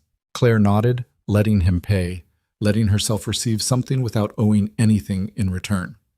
Outside the restaurant, the evening air was cool and pleasant. Ben ran ahead to look at a window display of sports equipment, giving them a moment of relative privacy. Thank you for tonight, Claire said. I needed normal more than I realized. Normal is underrated. Logan's hands were in his pockets, his posture relaxed. Can I ask how you're really doing? No 8-year-old audience this time. Claire considered the question honestly. I found an apartment today. I'm moving in Saturday. I have work coming in. My ex won't stop trying to contact me, but I'm documenting everything and not responding. Some hours I'm okay, some hours I'm not, but I'm getting through it. That's all anyone can do. Get through it, 1 hour at a time. Logan paused. I'm sorry he's not leaving you alone. Have you considered a restraining order? The police said I need a more established pattern first, and honestly, I'm hoping he'll just give up. Guys like that usually don't. They view persistence as romantic instead of harassment. Logan's jaw tightened. If you ever feel unsafe, call the police. Don't wait. Don't second-guess yourself. I will. I promise. Ben returned, bouncing with residual energy. Dad, can Claire come see my new Lego tower when I build it? Ben, Claire's busy with her own life. I'd like that, Claire interrupted. When you build something amazing, you can show me. Deal? Ben stuck out his hand solemnly. Deal. They said their goodbyes on the sidewalk, Ben giving Claire an unexpected hug that made her eyes sting with tears she managed to hold back until she was alone. Logan shook her hand, his grip firm and brief. "Text me when you get home safe," he said. "Friend to friend, just so I know you're okay." "I will." Claire walked the 6 blocks to Maya's apartment, her mind replaying the evening. It hadn't been romantic. It hadn't been anything but dinner with a kind man and his wonderful kid. But it had been exactly what she needed, proof that kindness existed without strings attached, that she could sit across from a man and not feel like she was walking a tightrope, that normal could be easy instead of exhausting. She texted Logan when she arrived. "Home safe. Thank you again for tonight. Ben's amazing. He doesn't stop talking about the logo. You made his week. Sleep well, Claire." Maya was waiting up, curled on the couch with a book. She looked up when Claire walked in, her expression carefully neutral. "So, how was it?" "Good. Really good." Claire sat down beside her. "Is it weird that the best date I've had in 2 years wasn't actually a date?" "Not weird at all. Sounds healthy, actually." Maya set her book aside. "Do you like him?" "I don't know. I like how I feel around him. Like I can breathe. Like I don't have to perform or manage his feelings or second-guess everything I say. That's how normal people are supposed to make you feel." "I know. It's just... I forgot." Claire pulled off her shoes, tucking her feet under her. "I signed a lease today." "You what?" "The studio we looked at. I signed the lease. I move in Saturday." Maya's expression cycled through surprise, concern, and finally acceptance. Okay, that's good. That's really good. You're sure you're ready?" "No, but I need to do it anyway." Claire met her friend's eyes. "I spent 2 years letting someone else decide who I was supposed to be. If I don't start making my own decisions now, when will I?" "Fair point." Maya pulled her into a hug. "I'm proud of you, and I'm helping you move. No arguments." "I wasn't going to argue." "Good, because I already called my brother and his truck." They stayed up late, making lists of what Claire would need for the apartment, laughing over memories from before Marcus, planning a future that belonged to Claire alone. And for the first time since that night in the coffee shop, Claire felt something shift inside her. Not healed, she was miles from healed, but maybe ready to start healing, ready to believe she deserved more than she'd been accepting. Her phone sat on the coffee table, silent for once. No calls from unknown numbers, no emails from fake accounts. Marcus had finally gone quiet, at least for tonight. Claire chose to take it as a sign. Not that he'd given up, she wasn't naive enough to believe that, but that she was strong enough to keep moving forward regardless. One apartment at a time, one dinner at a time, 1 hour of okay at a time. And maybe that was enough. Saturday morning arrived with the kind of crisp autumn clarity that made everything feel possible. Claire stood in the empty studio apartment, sunlight streaming through the windows, painting rectangles of gold across the hardwood floor. Her entire life fit into 7 boxes, 1 suitcase, and a duffel bag. It should have felt depressing. Instead, it felt like freedom. "Where do you want the desk?" Maya's brother Danny called from the doorway, hefting the small writing desk they'd found at a yard sale the day before. $30 for solid wood that just needed some paint and new hardware. "Under the window," Claire directed, "so I have natural light while I work." Danny maneuvered the desk into place while Maya came through with an armload of kitchen supplies. "I'm officially declaring you moved in. You have dishes, you have furniture, you have a ridiculous number of throw pillows for someone who owns exactly 1 piece of seating." "The pillows make it cozy," Claire defended, looking at the futon that would serve as both couch and bed until she could afford something better. Maya had insisted on buying her new sheets and that mountain of decorative pillows, claiming it was a housewarming gift. "They make it look like a college dorm designed by someone who watches too much HGTV." "I'll take that as a compliment."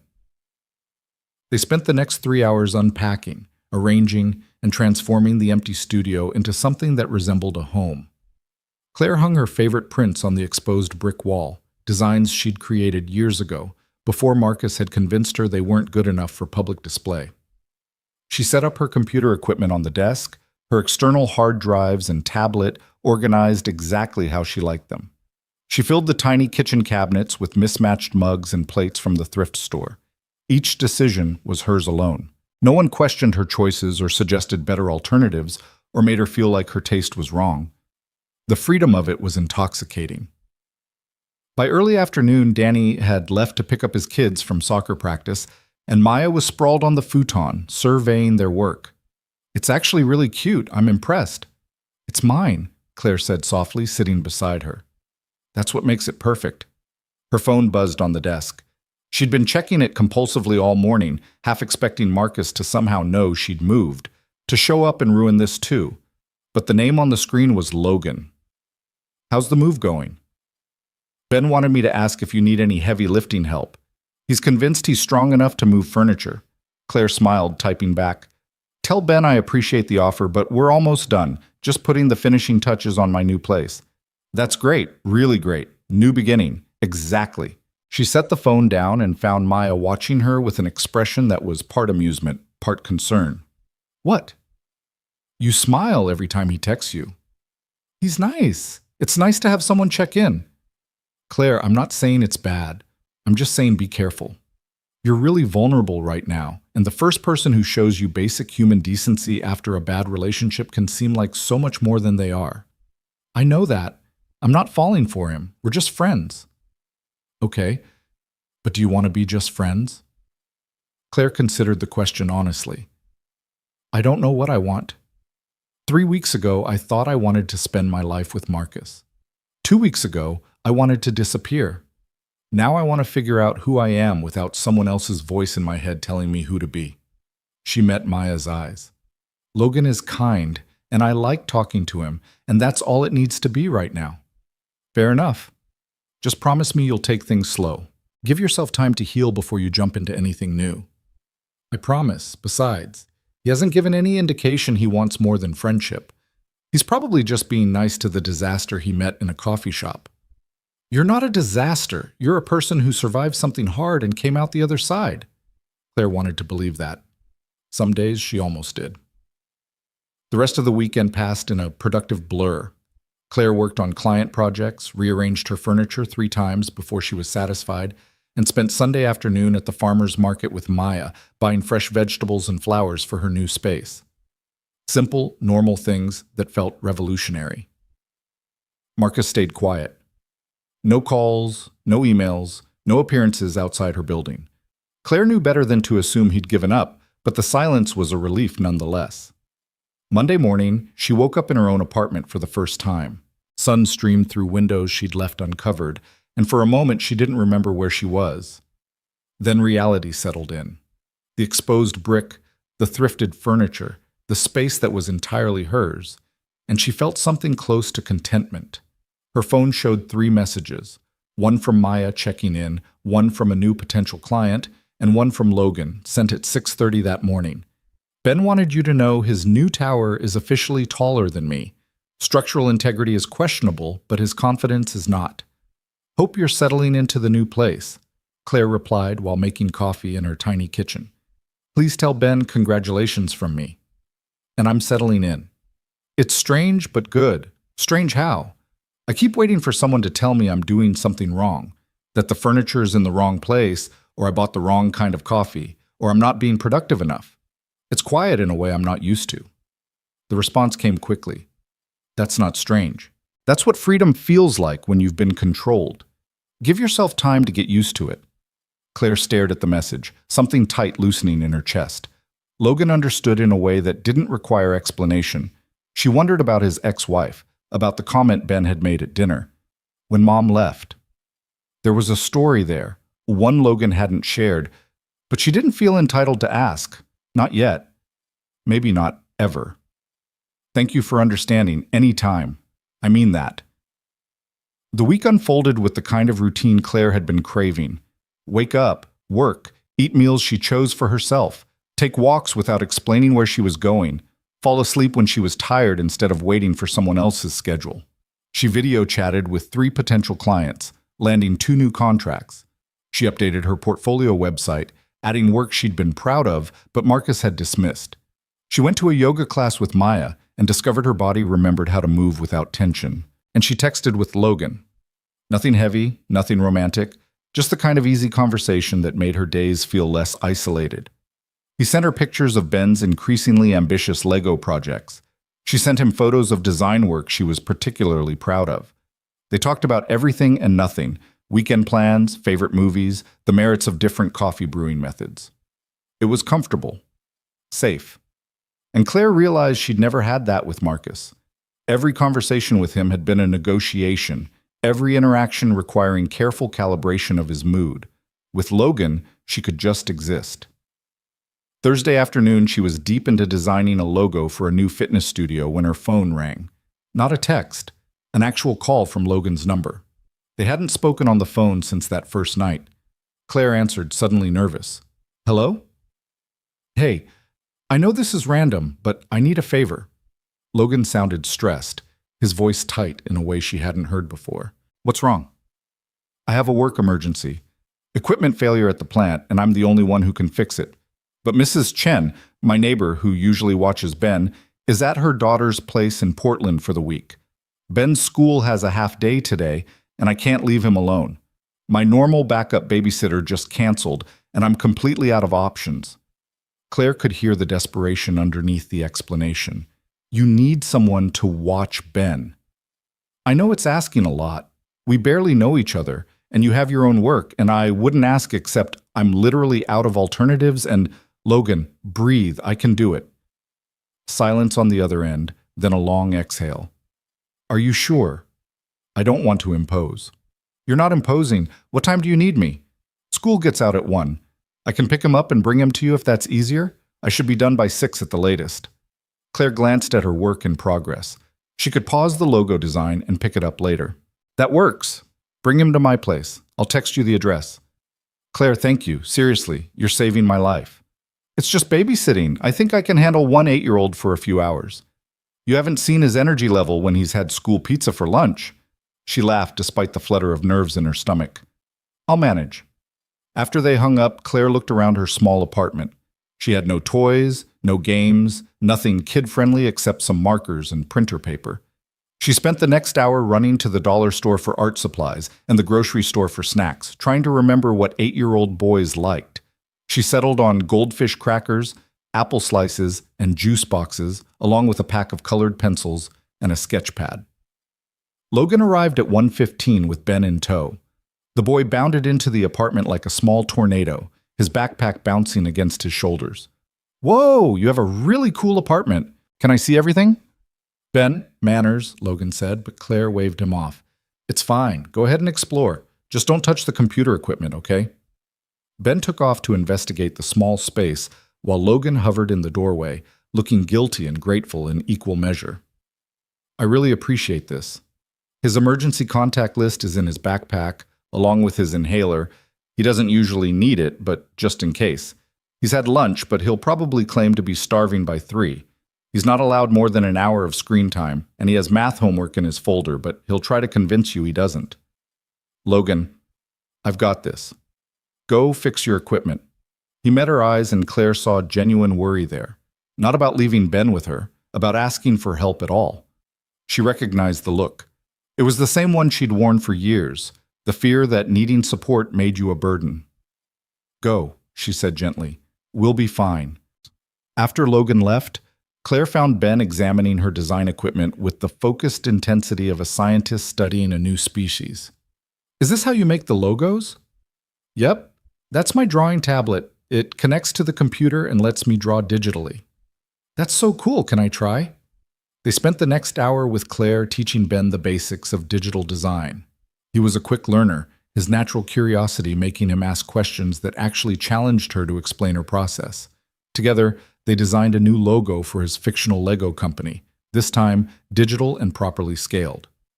"This is way better than the napkin one," Ben declared, watching the design take shape on screen. The napkin one had charm. "But this one looks professional, like a real company." Claire saved the file and exported it as a PDF, printing it out on her small home printer.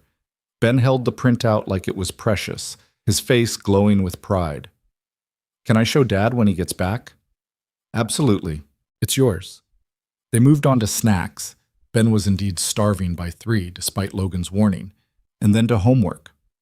The math worksheet was basic multiplication, which Ben blazed through with minimal supervision. Then he pulled out a reading assignment, a chapter book about a kid detective solving mysteries.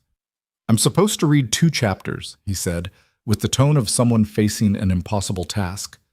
"Want me to read it with you? We could take turns." Ben's face brightened. "Really? Dad does that sometimes, but he's been so busy with work lately." They curled up on the futon together, passing the book back and forth, each reading a page. Ben was a good reader, stumbling occasionally over bigger words, but self-correcting without prompting.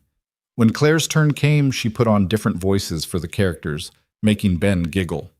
"You're really good at that," he said during one of her particularly dramatic readings.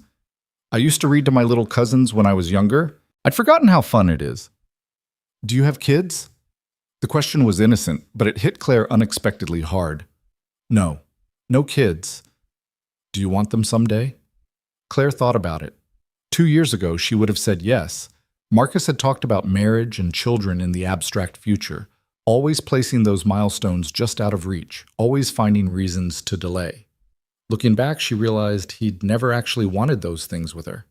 He just wanted the image of them. "Maybe," she said finally, "but I have time to figure that out. I think you'd be a good mom. You're nice, and you listen, and you don't talk to me like I'm stupid." The simple assessment made Claire's throat tight. "Thank you, Ben. That's really sweet." They finished the assigned chapters and still had an hour before Logan was due back. Ben spotted the art supplies Claire had bought and immediately wanted to draw. She set him up at the desk with the sketch pad and colored pencils while she returned to her logo design, both of them working in companionable silence. Claire found herself stealing glances at the boy, watching him work with the same focused intensity she'd seen in Logan. He drew elaborate buildings, each one more architecturally ambitious than the last, narrating his creative process under his breath. "This one has a rotating restaurant on top, and this one has a glass elevator on the outside so you can see the whole city while you go up. And this one has a garden on every 5th floor so people can have trees even if they live really high up. Those are amazing designs. I'm going to build all of them when I grow up. Dad says if you can imagine it, you can engineer it." "Your dad sounds pretty smart." "He is. He's the smartest person I know, except sometimes he gets sad and then he pretends he's not, but I can tell." Claire set down her stylus, giving Ben her full attention. "What makes you think he's sad?" Ben shrugged, still coloring. "He gets quiet, and he looks at pictures of Mom on his phone when he thinks I'm asleep, and sometimes I hear him talking to Grandma on the phone about how hard it is." "It must be hard for both of you. I'm sorry your mom isn't around." "She didn't die or anything. She just left. She said being a mom was too hard and she needed to find herself." Ben said it matter-of-factly, but Claire could hear the hurt underneath. "That was 3 years ago. We haven't seen her since." Claire's heart broke a little. No wonder Logan had shown up for a stranger's text message. No wonder he understood what it meant to be abandoned. That must have been really confusing. It was. "I used to think it was my fault. Like, if I'd been better, she would have stayed. But Dad says it wasn't about me. That sometimes people can't handle what they signed up for, and that's their problem, not mine." "Your dad's right." "I know, but it still feels bad sometimes." Ben looked up from his drawing. "Is that why you were sad? Did someone leave you too?" Claire considered how much to share. "Sort of. I was with someone who made me feel like I wasn't good enough, and when I finally left, it hurt a lot. But I'm learning that leaving was the right choice, even if it's hard. That's what Dad says too, that hard things can still be right things." "He's very wise." "I know. That's why I want to be like him when I grow up, except taller." Claire laughed, the sound genuine and surprised. "I think that's a great goal." Logan arrived at 6:15, apologizing profusely for being late. He looked exhausted, grease on his hands and stress lines around his eyes. "The repair took longer than expected. I'm so sorry." "It's fine. We had a great time." Claire gestured to Ben's stack of drawings. "He's been working on his architectural portfolio." Ben jumped up, showing Logan the digital logo with barely contained excitement. "Look what Claire helped me make. It's professional." Logan studied the printout, his expression softening. "Buddy, this is incredible. This is actual graphic design. Claire showed me how to use the tablet and the computer and everything. Can we get a drawing tablet, Dad?" Please? We'll talk about it. Go pack up your stuff, okay? We need to get home for dinner. After Ben scampered off to gather his things, Logan turned to Claire. Thank you doesn't feel like enough. You really saved me today. It was honestly my pleasure. He's a great kid. He's pretty special, though I'm aware I'm biased. Logan pulled out his wallet. What do I owe you for babysitting? Claire held up her hand. Absolutely nothing. You can't pay a friend for helping out. Claire, Logan, you showed up in the middle of the night for a stranger. You bought me dinner. You've been checking on me for weeks. Let me do something nice for you. He studied her for a long moment, then put his wallet away. Okay, but I'm buying you coffee sometime. Good coffee, from that place downtown you mentioned. Deal? Deal. Ben returned with his backpack, already talking about coming back to do more design work. Logan corralled him toward the door, but Ben broke free to give Claire an unexpected hug. Thanks for today. You're really cool. You're pretty cool yourself. After they left, Claire's apartment felt quieter than it had before. She cleaned up the art supplies and finished her logo design, but her mind kept drifting back to the afternoon, to Ben's easy affection and honest conversation, to Logan's obvious devotion to his son, to the way it had felt to spend time with people who didn't make her feel like she needed to be anyone but herself. Her phone buzzed an hour later. Ben wants you to know you're now his favorite person besides me. I've been demoted to second place. Thank you again for today. He's an amazing kid. You're doing a great job with him. Some days I'm not sure about that. But he's turning out okay despite my fumbling. He's turning out better than okay. And Logan, you're not fumbling. You're showing up. That's what matters. There was a long pause before his next message. I needed to hear that today. Thank you. Anytime. Claire set her phone down and looked around her apartment. The mismatched furniture, the secondhand dishes, the work-in-progress life she was building. Nothing about it was perfect. But it was hers, built on her own choices, filled with people who saw her as she actually was instead of who they needed her to be. She thought about Marcus, about how he'd made her feel small and uncertain, how he'd convinced her that her needs were too much and her reactions were wrong.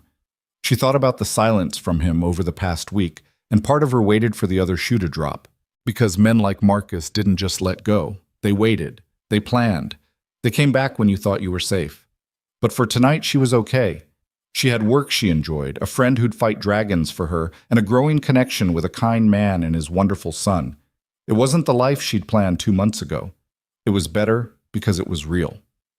Her email dinged, a new message from a design forum she subscribed to. But when she opened her inbox, her stomach dropped.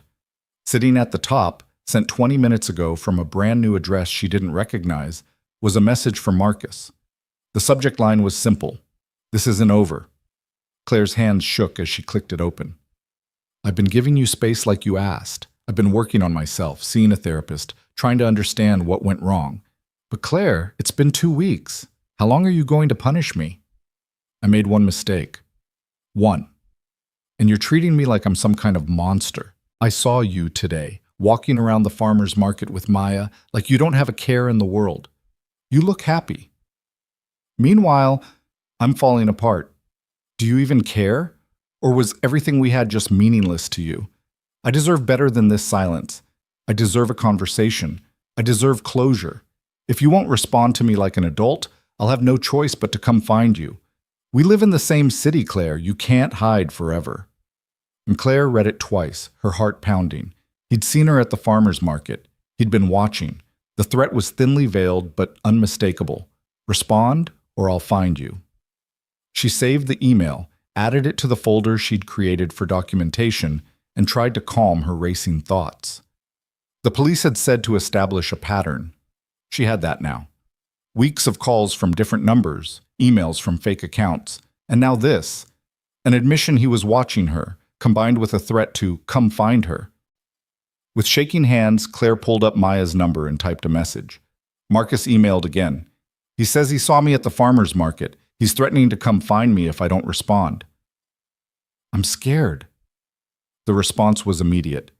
I'm coming over. Don't respond to him. I'm calling the police on my way. Lock your door and don't open it for anyone but me. Claire locked the deadbolt and the chain, then sat on her futon with her knees pulled to her chest. The apartment that had felt like freedom 20 minutes ago now felt exposed. Marcus knew she'd moved. He must have been following her. He knew where she went, who she spent time with. The silence hadn't been him giving up. It had been him watching, waiting, planning his next move. Her phone rang. Maya calling. "I'm 5 minutes away. The police are sending someone to take a report. Are you okay?" "I don't know." "Maya, he's been following me." "How did I not notice?" "Because you were trying to live your life, not looking over your shoulder every second. This isn't your fault. He's not going to stop." "Then we make him stop. Legally. With restraining orders and police reports and whatever else it takes. You're not alone in this, Claire. I'm almost there." The next hours passed in a blur of activity. Maya arrived and sat with her while 2 police officers took her statement. Claire showed them the emails, the call logs, the pattern of harassment. They took notes, asked questions, and explained the process for filing a restraining order.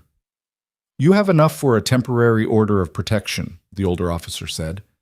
"Given the pattern of contact after you've made clear you want no contact, plus this latest message that could be interpreted as a threat, you'll need to go to the courthouse tomorrow to file the paperwork." "And then what?"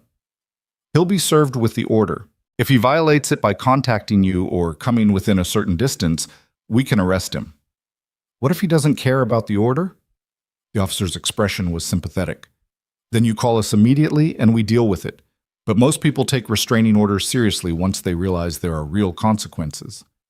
After the police left, Maya made tea while Claire sat on the futon trying to process everything. The day had started so well, normal, productive, even happy. Now she felt like she was back in that coffee shop 2 weeks ago, scared and uncertain and wondering if she'd ever really be free. "This is my fault," she said quietly. "I should have gotten the restraining order sooner." "No." Maya's voice was firm. "This is Marcus's fault. He's choosing to harass you. He's choosing to threaten you. You are not responsible for his actions. I just want him to leave me alone. I know, and hopefully this restraining order will make that happen." Maya sat beside her, wrapping an arm around her shoulders. "But Claire, even if it doesn't, you're still going to be okay. You have people who care about you. You have resources. You're not as vulnerable as you were when you were with him." Claire leaned into her friend, letting herself be held. She thought about Ben's casual wisdom earlier, that hard things could still be right things. Leaving Marcus had been hard. Building a new life was hard. Facing his harassment was hard. But it was still right. She knew that in her bones, even when she was terrified. Her phone buzzed. "Logan, completely unaware of the evening's drama. Just wanted to say again how much I appreciate you helping out today. Ben's already asking when he can come back to your place." Claire stared at the message, at this small kindness in the middle of chaos. She thought about not responding, about not dragging him into her mess. But Maya's words echoed in her head. She wasn't alone. She had people. "I had a rough night. Marcus sent a threatening email. Police were just here. I'm okay, but I'm filing for a restraining order tomorrow." The response came within seconds. "I'm so sorry. Are you safe right now? Do you need anything?" "Maya's here." "I'm safe, just scared." "That's completely understandable. Please let me know if there's anything I can do. I mean that. Just knowing you're there helps. Thank you." Claire set her phone down and closed her eyes, exhausted from the emotional whiplash. In one day, she'd experienced joy with Ben, contentment in her new space, and terror from Marcus's escalation. It was too much, all of it. But she'd survived it, and tomorrow she'd take the next step in making sure Marcus couldn't hurt her anymore. For tonight, that was enough. The courthouse smelled like old paper and anxiety.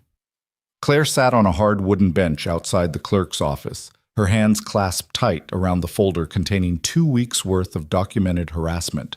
Maya sat beside her, a steady presence in the fluorescent-lit hallway where people waited to file restraining orders, contest traffic tickets, and handle the bureaucratic aftermath of their worst days.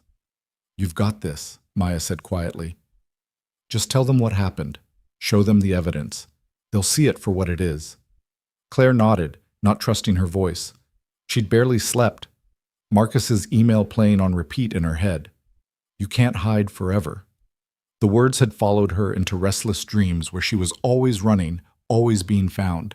A woman in her 40s emerged from the office, clutching papers and crying quietly. Maya squeezed Claire's hand. That doesn't mean anything. Everyone processes this stuff differently. Ms. Hawthorne. A clerk appeared in the doorway, reading from a clipboard. We're ready for you. The process was both simpler and more invasive than Claire expected. She sat across from a victim advocate named Patricia, who asked questions in a kind but clinical tone, typing Claire's answers into forms that would become a legal record of why she feared Marcus Chen. And you've made it clear you want no contact? Yes, I told him the night I left. I blocked his number. I haven't responded to any emails or calls. But the contact has continued despite your clear rejection of it. Constantly. Different phone numbers, different email addresses. And now he's admitted to following me, and he's threatened to come find me. Patricia read through the printed emails Claire had brought, her expression neutral, but her typing getting slightly more aggressive. This is a clear pattern of harassment. Combined with the threat in this most recent email, you have solid grounds for a temporary order of protection. The judge will review it today, and if approved, Marcus will be served within 48 hours. And then he'll leave me alone? Patricia's expression softened with the practiced sympathy of someone who'd seen too many cases like this. The order legally prohibits him from contacting you or coming within 500 feet of you, your home, or your workplace. If he violates it, he can be arrested. Most people comply once they realize there are real consequences. Most people. I can't promise he'll stop completely, but this gives you legal protection you didn't have before, and it establishes a record that can lead to more serious charges if he escalates. Claire signed the forms with shaking hands, each signature feeling like both protection and provocation. She knew Marcus. He didn't respond well to being told no. A restraining order might stop him, or it might enrage him further. The temporary order will be in effect immediately after the judge signs it, Patricia explained. You'll receive a copy, and so will he. A hearing will be scheduled within 14 days where both parties can present their case, and the judge will decide whether to make it permanent. I have to see him? At the hearing? You'll both be present, but there are procedures to keep you safe. You can request he be required to stay a certain distance away in the courtroom, and you can bring a support person. Claire looked at Maya, who nodded immediately. I'll be there, obviously. They left the courthouse 2 hours later with a temporary restraining order pending judicial approval. Claire felt simultaneously relieved and terrified, like she'd just poked a sleeping bear with a legal document. Her phone buzzed as they reached Maya's car. Logan's name appeared on the screen. How did it go? Claire had texted him that morning to let him know where she'd be, still not entirely sure why she felt compelled to keep him informed. But his response had been immediate and supportive, and somehow that had made the morning feel less lonely. Filed the paperwork, waiting for judge approval, should be official by end of day. That's a huge step. I'm proud of you. The words settled into Claire like warmth. When was the last time someone had said they were proud of her? Not for accomplishing something for them, but for taking care of herself. Thank you for checking in. Always. And Claire? Ben wants to know if you're still coming to his birthday party next Saturday.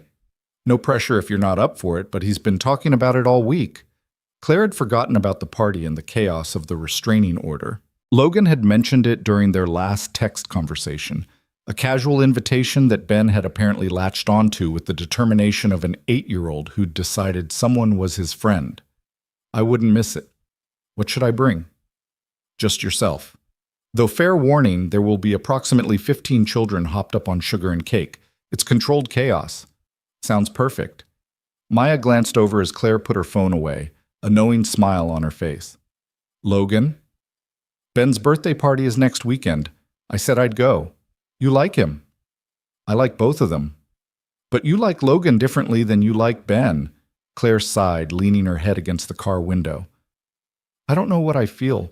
He's kind and he makes me laugh, and I feel safe around him. But Maya, it's been 3 weeks.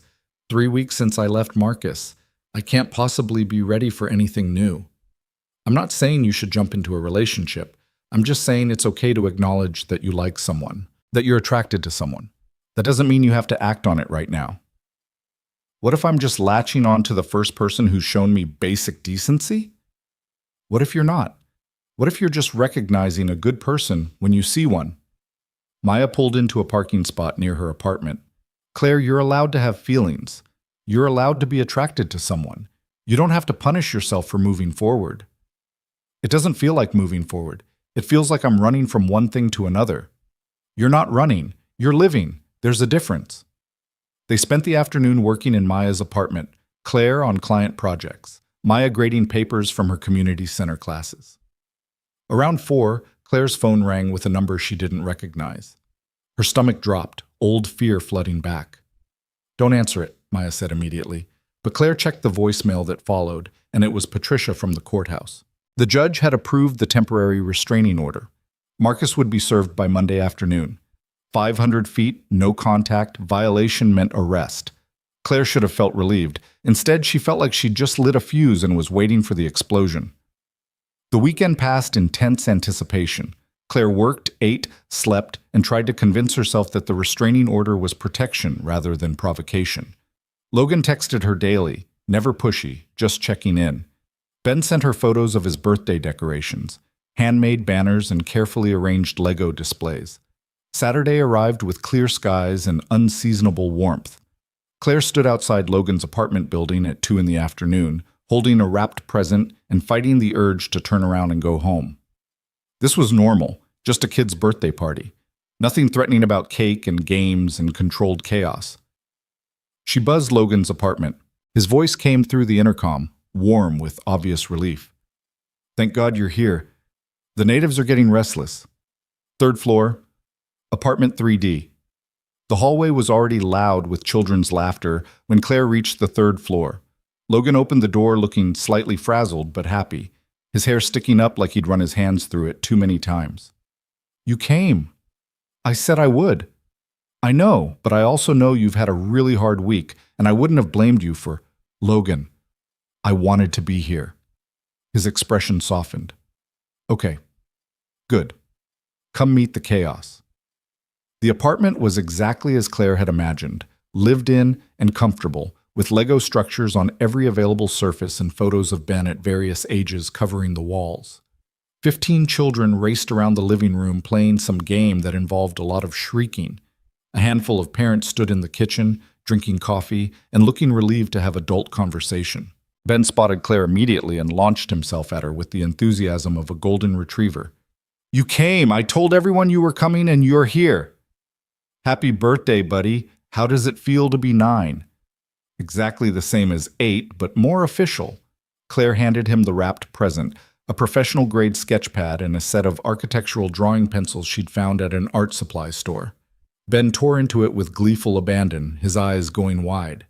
These are like real architect pencils. Dad, look! Logan examined the gift, his expression doing something complicated that Claire couldn't quite read. These are really nice, Claire. You didn't have to. I wanted to. Every architect needs the right tools. Ben hugged the sketchpad to his chest like treasure, then ran off to show his friends his new professional status. Logan guided Claire into the kitchen, introducing her to the other parents, neighbors mostly, people who'd known Ben since he was small and clearly adored him. This is my friend Claire, Logan said, and Claire noticed he didn't elaborate beyond that. Just friend, which was accurate and appropriate and shouldn't have made her feel slightly disappointed. The party was exactly as advertised, controlled chaos punctuated by cake, presents, and a truly impressive amount of noise. Claire found herself enjoying it more than she'd expected, watching Ben open gifts with genuine excitement, seeing Logan interact with his son and his friends with patient good humor. Around 4, after the cake was demolished and the presents opened, the parents started collecting their sugar-crashed children. Logan corralled Claire into the kitchen while Ben showed his friends his Lego collection. Thank you for coming. It meant a lot to Ben, to both of us. It was fun. He's got good friends. Yeah, we've been lucky. This neighborhood has been good to us. Logan started loading the dishwasher, and Claire automatically began helping, gathering plates and cups. Can I ask you something? Of course. How are you really doing with everything that's been going on? Claire considered giving him the polite answer, fine. I'm fine. Everything's fine. But Logan had earned honesty. I'm terrified. The restraining order was served on Monday. Marcus hasn't contacted me since, but that almost makes it worse. like he's planning something. Or maybe he finally got the message that you're serious. You don't know him. He doesn't accept being told no. Logan was quiet for a moment, rinsing a plate. My ex-wife was like that. When she decided to leave, she left completely. No contact, no custody negotiation, just gone. But before that, when I tried to talk to her about how hard things were, about maybe getting help, she refused to acknowledge there was even a problem. Some people can't handle reality when it doesn't match what they want to believe. How did you get through it? Honestly, therapy, a lot of therapy, and focusing on Ben. He needed me to be okay, so I figured out how to be okay. Logan met her eyes. But Claire, it wasn't linear. Some days I was fine, and some days I couldn't get out of bed. That's normal. Healing doesn't look like constant progress. Maya says the same thing. Maya's smart. You should listen to her. The last of the parents collected their children, leaving just Ben, Logan, and Claire in the suddenly quiet apartment. Ben was arranging his new architectural pencils in order of hardness, narrating the process to himself. I should probably go, Claire said, though she found herself not wanting to. The apartment felt safe and normal, a bubble away from restraining orders and threatening emails and the constant low-grade fear that had become her baseline. Stay for dinner, Logan said. It's just going to be pizza and probably a movie, nothing fancy, but you're welcome to join us if you want company. Claire knew she should say no, should maintain boundaries, give herself space, not get too attached to this man and his wonderful son. But the thought of going back to her empty apartment, of spending Saturday night alone and anxious, made her chest tight. Pizza sounds good. Ben's face lit up when Logan told him Claire was staying. They ordered from a local place, eating straight from the box while watching an animated movie about a kid who built a time machine from household items. Ben provided running commentary on the physics, which were apparently very inaccurate. Somewhere during the second half of the movie, with Ben asleep against Logan's shoulder and the lights down low, Claire felt something shift inside her. Not healing. She wasn't naive enough to think 3 weeks could undo 2 years of damage, but possibility. The knowledge that life could include moments like this, simple and sweet and uncomplicated. Logan caught her eye over Ben's sleeping head and smiled. It was a good smile, tired but content. Claire smiled back, feeling the weight of the week lift slightly. Around 8, Logan carried Ben to bed, returning a few minutes later looking apologetic. Sorry, he crashed hard. It's been a big day for him. Yeah. Logan sat back down on the couch, leaving a careful distance between them. Thank you again for coming, and for the gift. Those pencils were really thoughtful. He's a special kid. He deserves special things. They sat in comfortable silence for a moment, the movie credits rolling on the screen. Claire knew she should leave, should thank him for dinner and go home, but something kept her rooted to the couch. Can I tell you something? Logan said suddenly. Of course. When I got your text that first night, the wrong number text, I almost didn't respond. I told myself it was probably a mistake, that I should just delete it and move on. But something about those 3 words, he hurts me. I couldn't ignore them. He looked down at his hands. Sarah, my sister, she called me the night she went to the hospital. I'd been ignoring signs for months, telling myself I was overreacting. When I finally got to her, when I saw what he'd done, I promised myself I'd never hesitate again. So when your text came through, there was no question. I had to check. I'm glad you did. Me too. But Claire, I need you to know that I'm not trying to save you or fix you or be some kind of hero. You don't need saving. You saved yourself. I'm just glad I could show up.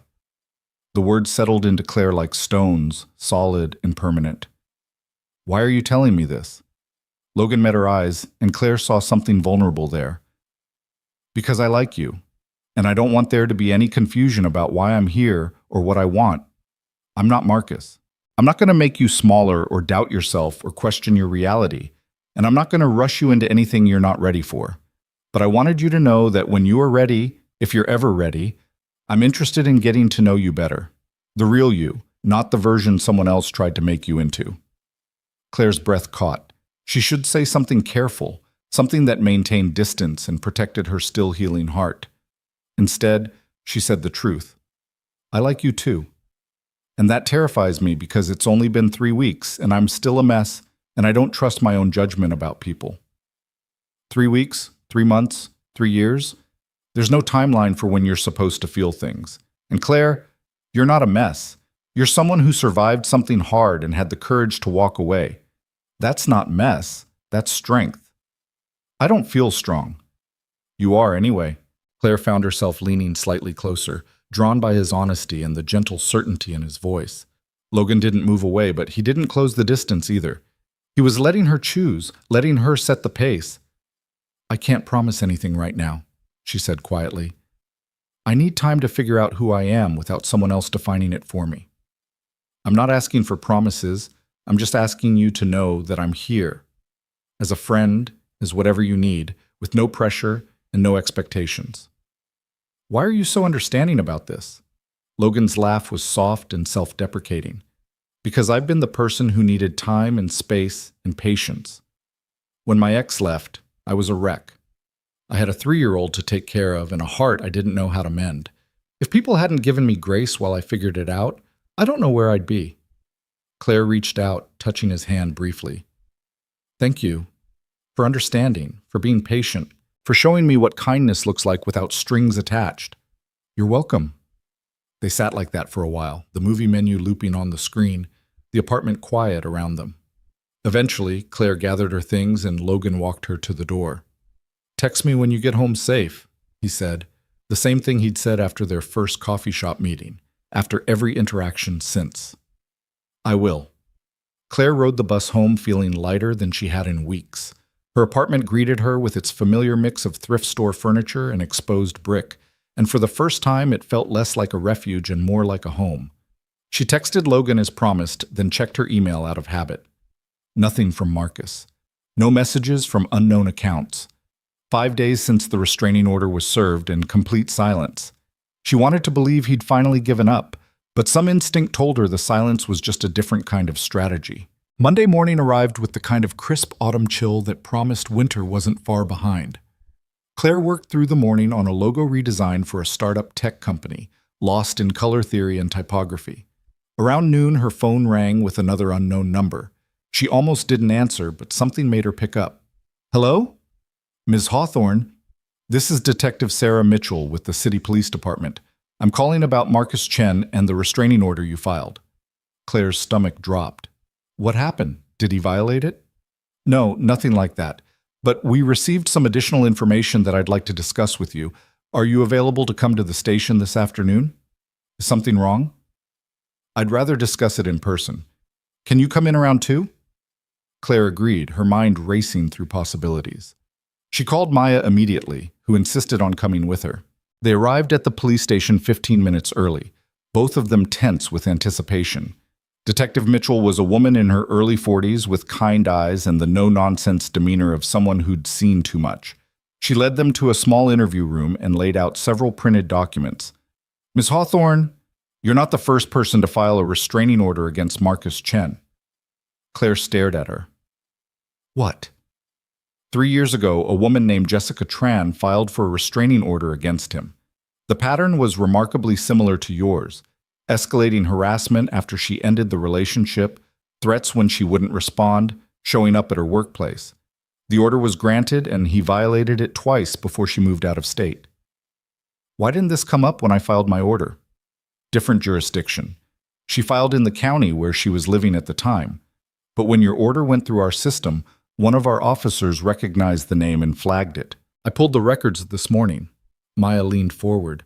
So he has a history of this. A documented history, yes. And Ms. Hawthorne, there's more. After Ms. Tran moved, we lost track of Marcus. But based on what we're seeing, he appears to follow a pattern with the women he dates. Isolation, control, and when they try to leave, escalating harassment. Claire felt sick. How many others? We don't know. Ms. Tran is the only one who filed a legal complaint that we've found so far, but patterns like this rarely start with just 2 people. What does this mean for my case? It means we're taking your restraining order very seriously, and if Marcus violates it, the charges will be more severe given his history. I want you to continue documenting any contact, direct or indirect. And Ms. Hawthorne, I want you to be very careful. Men like Marcus often escalate when they realize they're losing control. Claire left the station feeling vindicated and terrified in equal measure. She hadn't been overreacting. She hadn't been dramatic. Marcus had done this before, would probably do it again if given the chance. "You were right to leave," Maya said fiercely as they walked to her car. "Every instinct you had was right." "I know, but Maya, what if he doesn't stop? What if the restraining order just makes him angrier? Then we deal with it. With the police, with lawyers, with whatever it takes. But Claire, you're not alone in this. And now the police know exactly who they're dealing with." That night, Claire couldn't sleep. She lay on her futon, staring at the ceiling, thinking about Jessica Tran and how many other women might have crossed paths with Marcus. How many had left without reporting it, had convinced themselves it wasn't that bad, had blamed themselves for his behavior. Her phone buzzed around 11. Logan's name appeared on the screen. "Still up?" "Can't sleep. Too much in my head. Want to talk about it?" So Claire told him about the police station, about Jessica Tran, about the pattern that made her feel both validated and violated. Logan listened, really listened, asking questions and offering support without trying to fix anything. "I'm sorry you're dealing with this, but I'm glad the police are taking it seriously." "Me too. But Logan, what if he doesn't stop? Then you keep doing what you're doing, documenting, reporting, protecting yourself, and you lean on people who care about you. You don't face this alone. Thank you for being one of those people. Always. And Claire, you're going to get through this. I know you are." Claire wanted to believe him. Some days, she almost did. The week passed in careful normalcy. Work, meals, yoga with Maya, texts with Logan. No contact from Marcus, no violations of the restraining order. The hearing was scheduled for the following Monday, the day the judge would decide whether to make the temporary order permanent. Saturday morning, Claire woke up to her phone ringing. Maya's name on the screen, but the voice on the other end was panicked. "Claire, it's Marcus. He showed up at my building. He's demanding to know where you are." Claire's blood went cold. "Did you call the police?" "They're on their way." "But Claire, he knows we're friends. He knows you've been staying with me sometimes." "If he comes to your place, I'm calling Logan. I'm not staying here alone."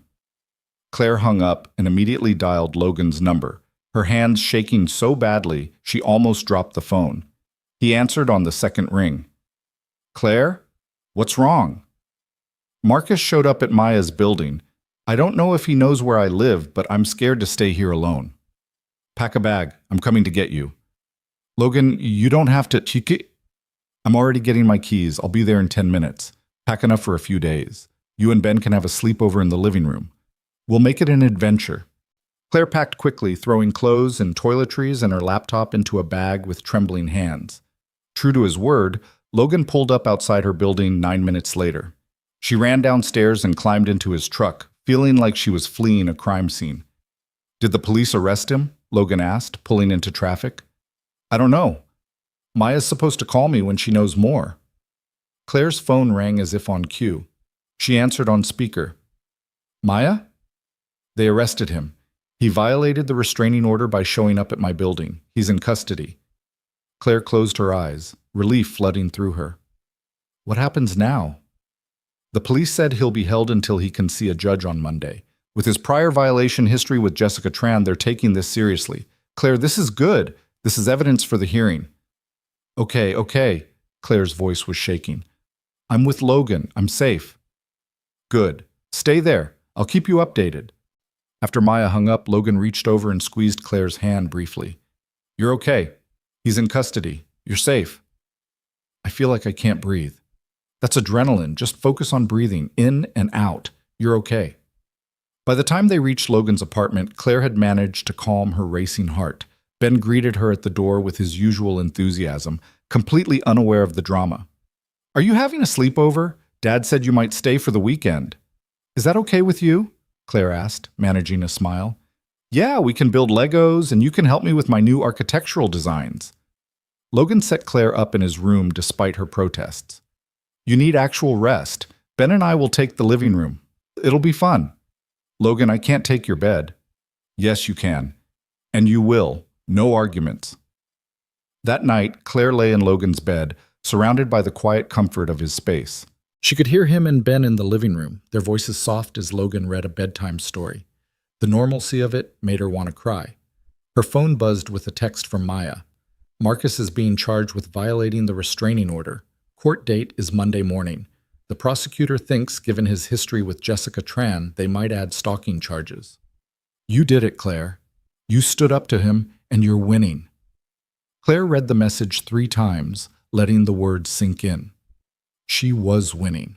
Not because Marcus was in jail, that was just a consequence of his own choices, but because she'd refused to be controlled, refused to accept his version of reality, refused to let fear keep her silent. She thought about the woman she'd been 3 weeks ago, crying in a coffee shop after sending a text to the wrong number.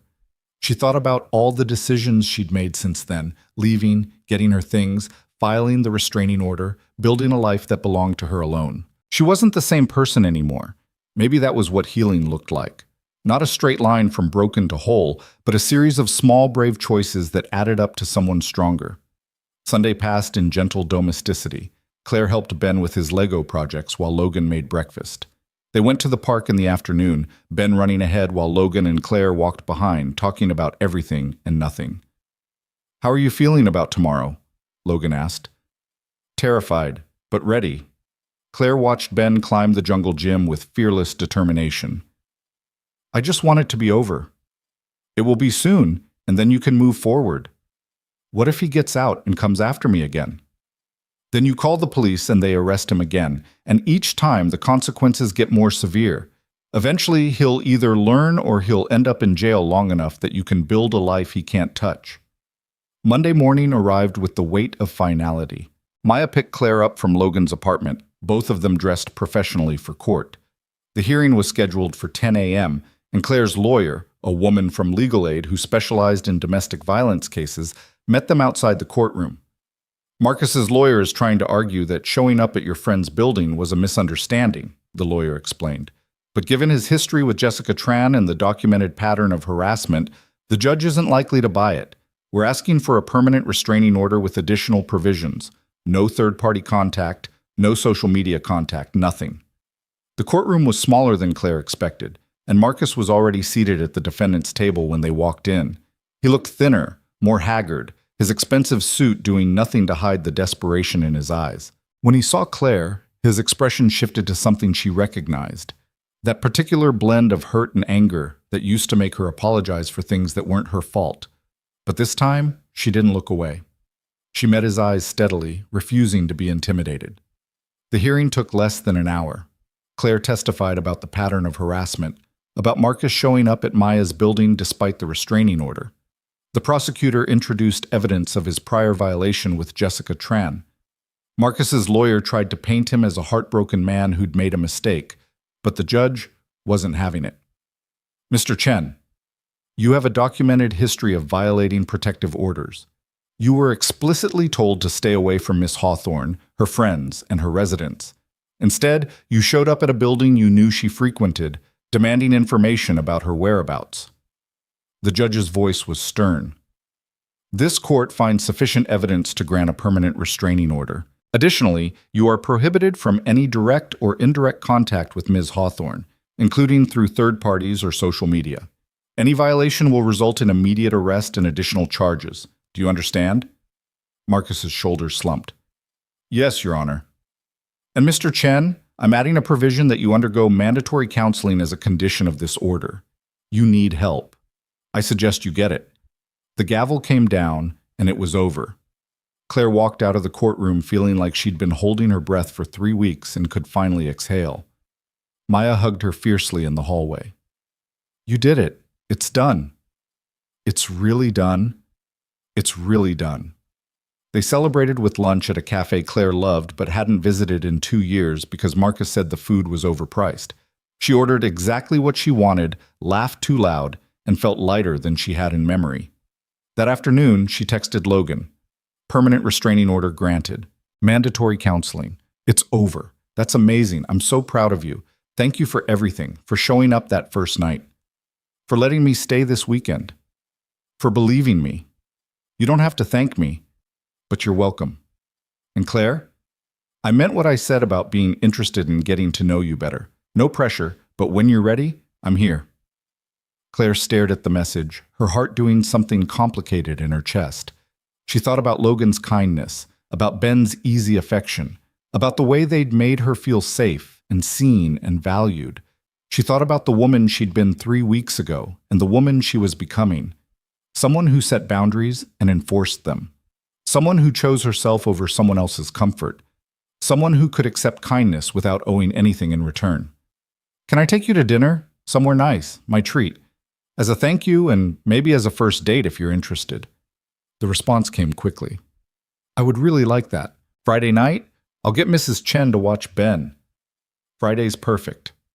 Claire set her phone down and looked around the cafe, the mismatched chairs, the chalkboard menu, the other customers lost in their own lives.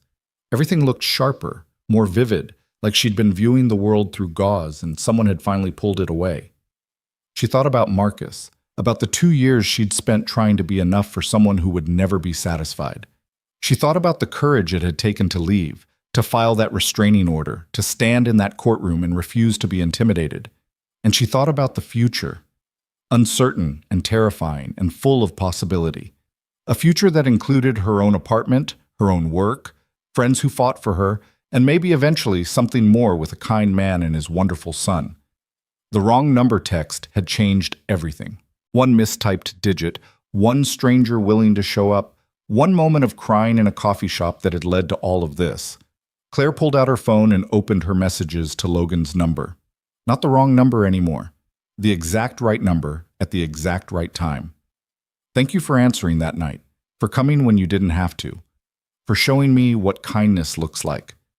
Thank you for letting me, for trusting a stranger, for being brave enough to save yourself." Claire smiled, her eyes stinging with happy tears for once.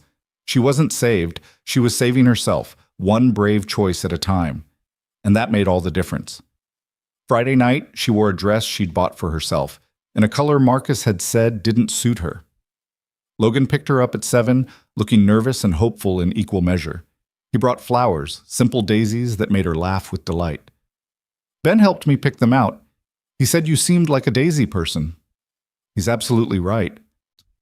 They went to a small Italian restaurant, not the fancy place Marcus had always insisted on, but somewhere warm and authentic where the owner greeted Logan by name. They talked for hours, about everything and nothing, about their pasts and their hopes and the uncertain shape of their futures. And when Logan walked her to her door at the end of the night, when he asked if he could kiss her, Claire said yes, because she wanted to.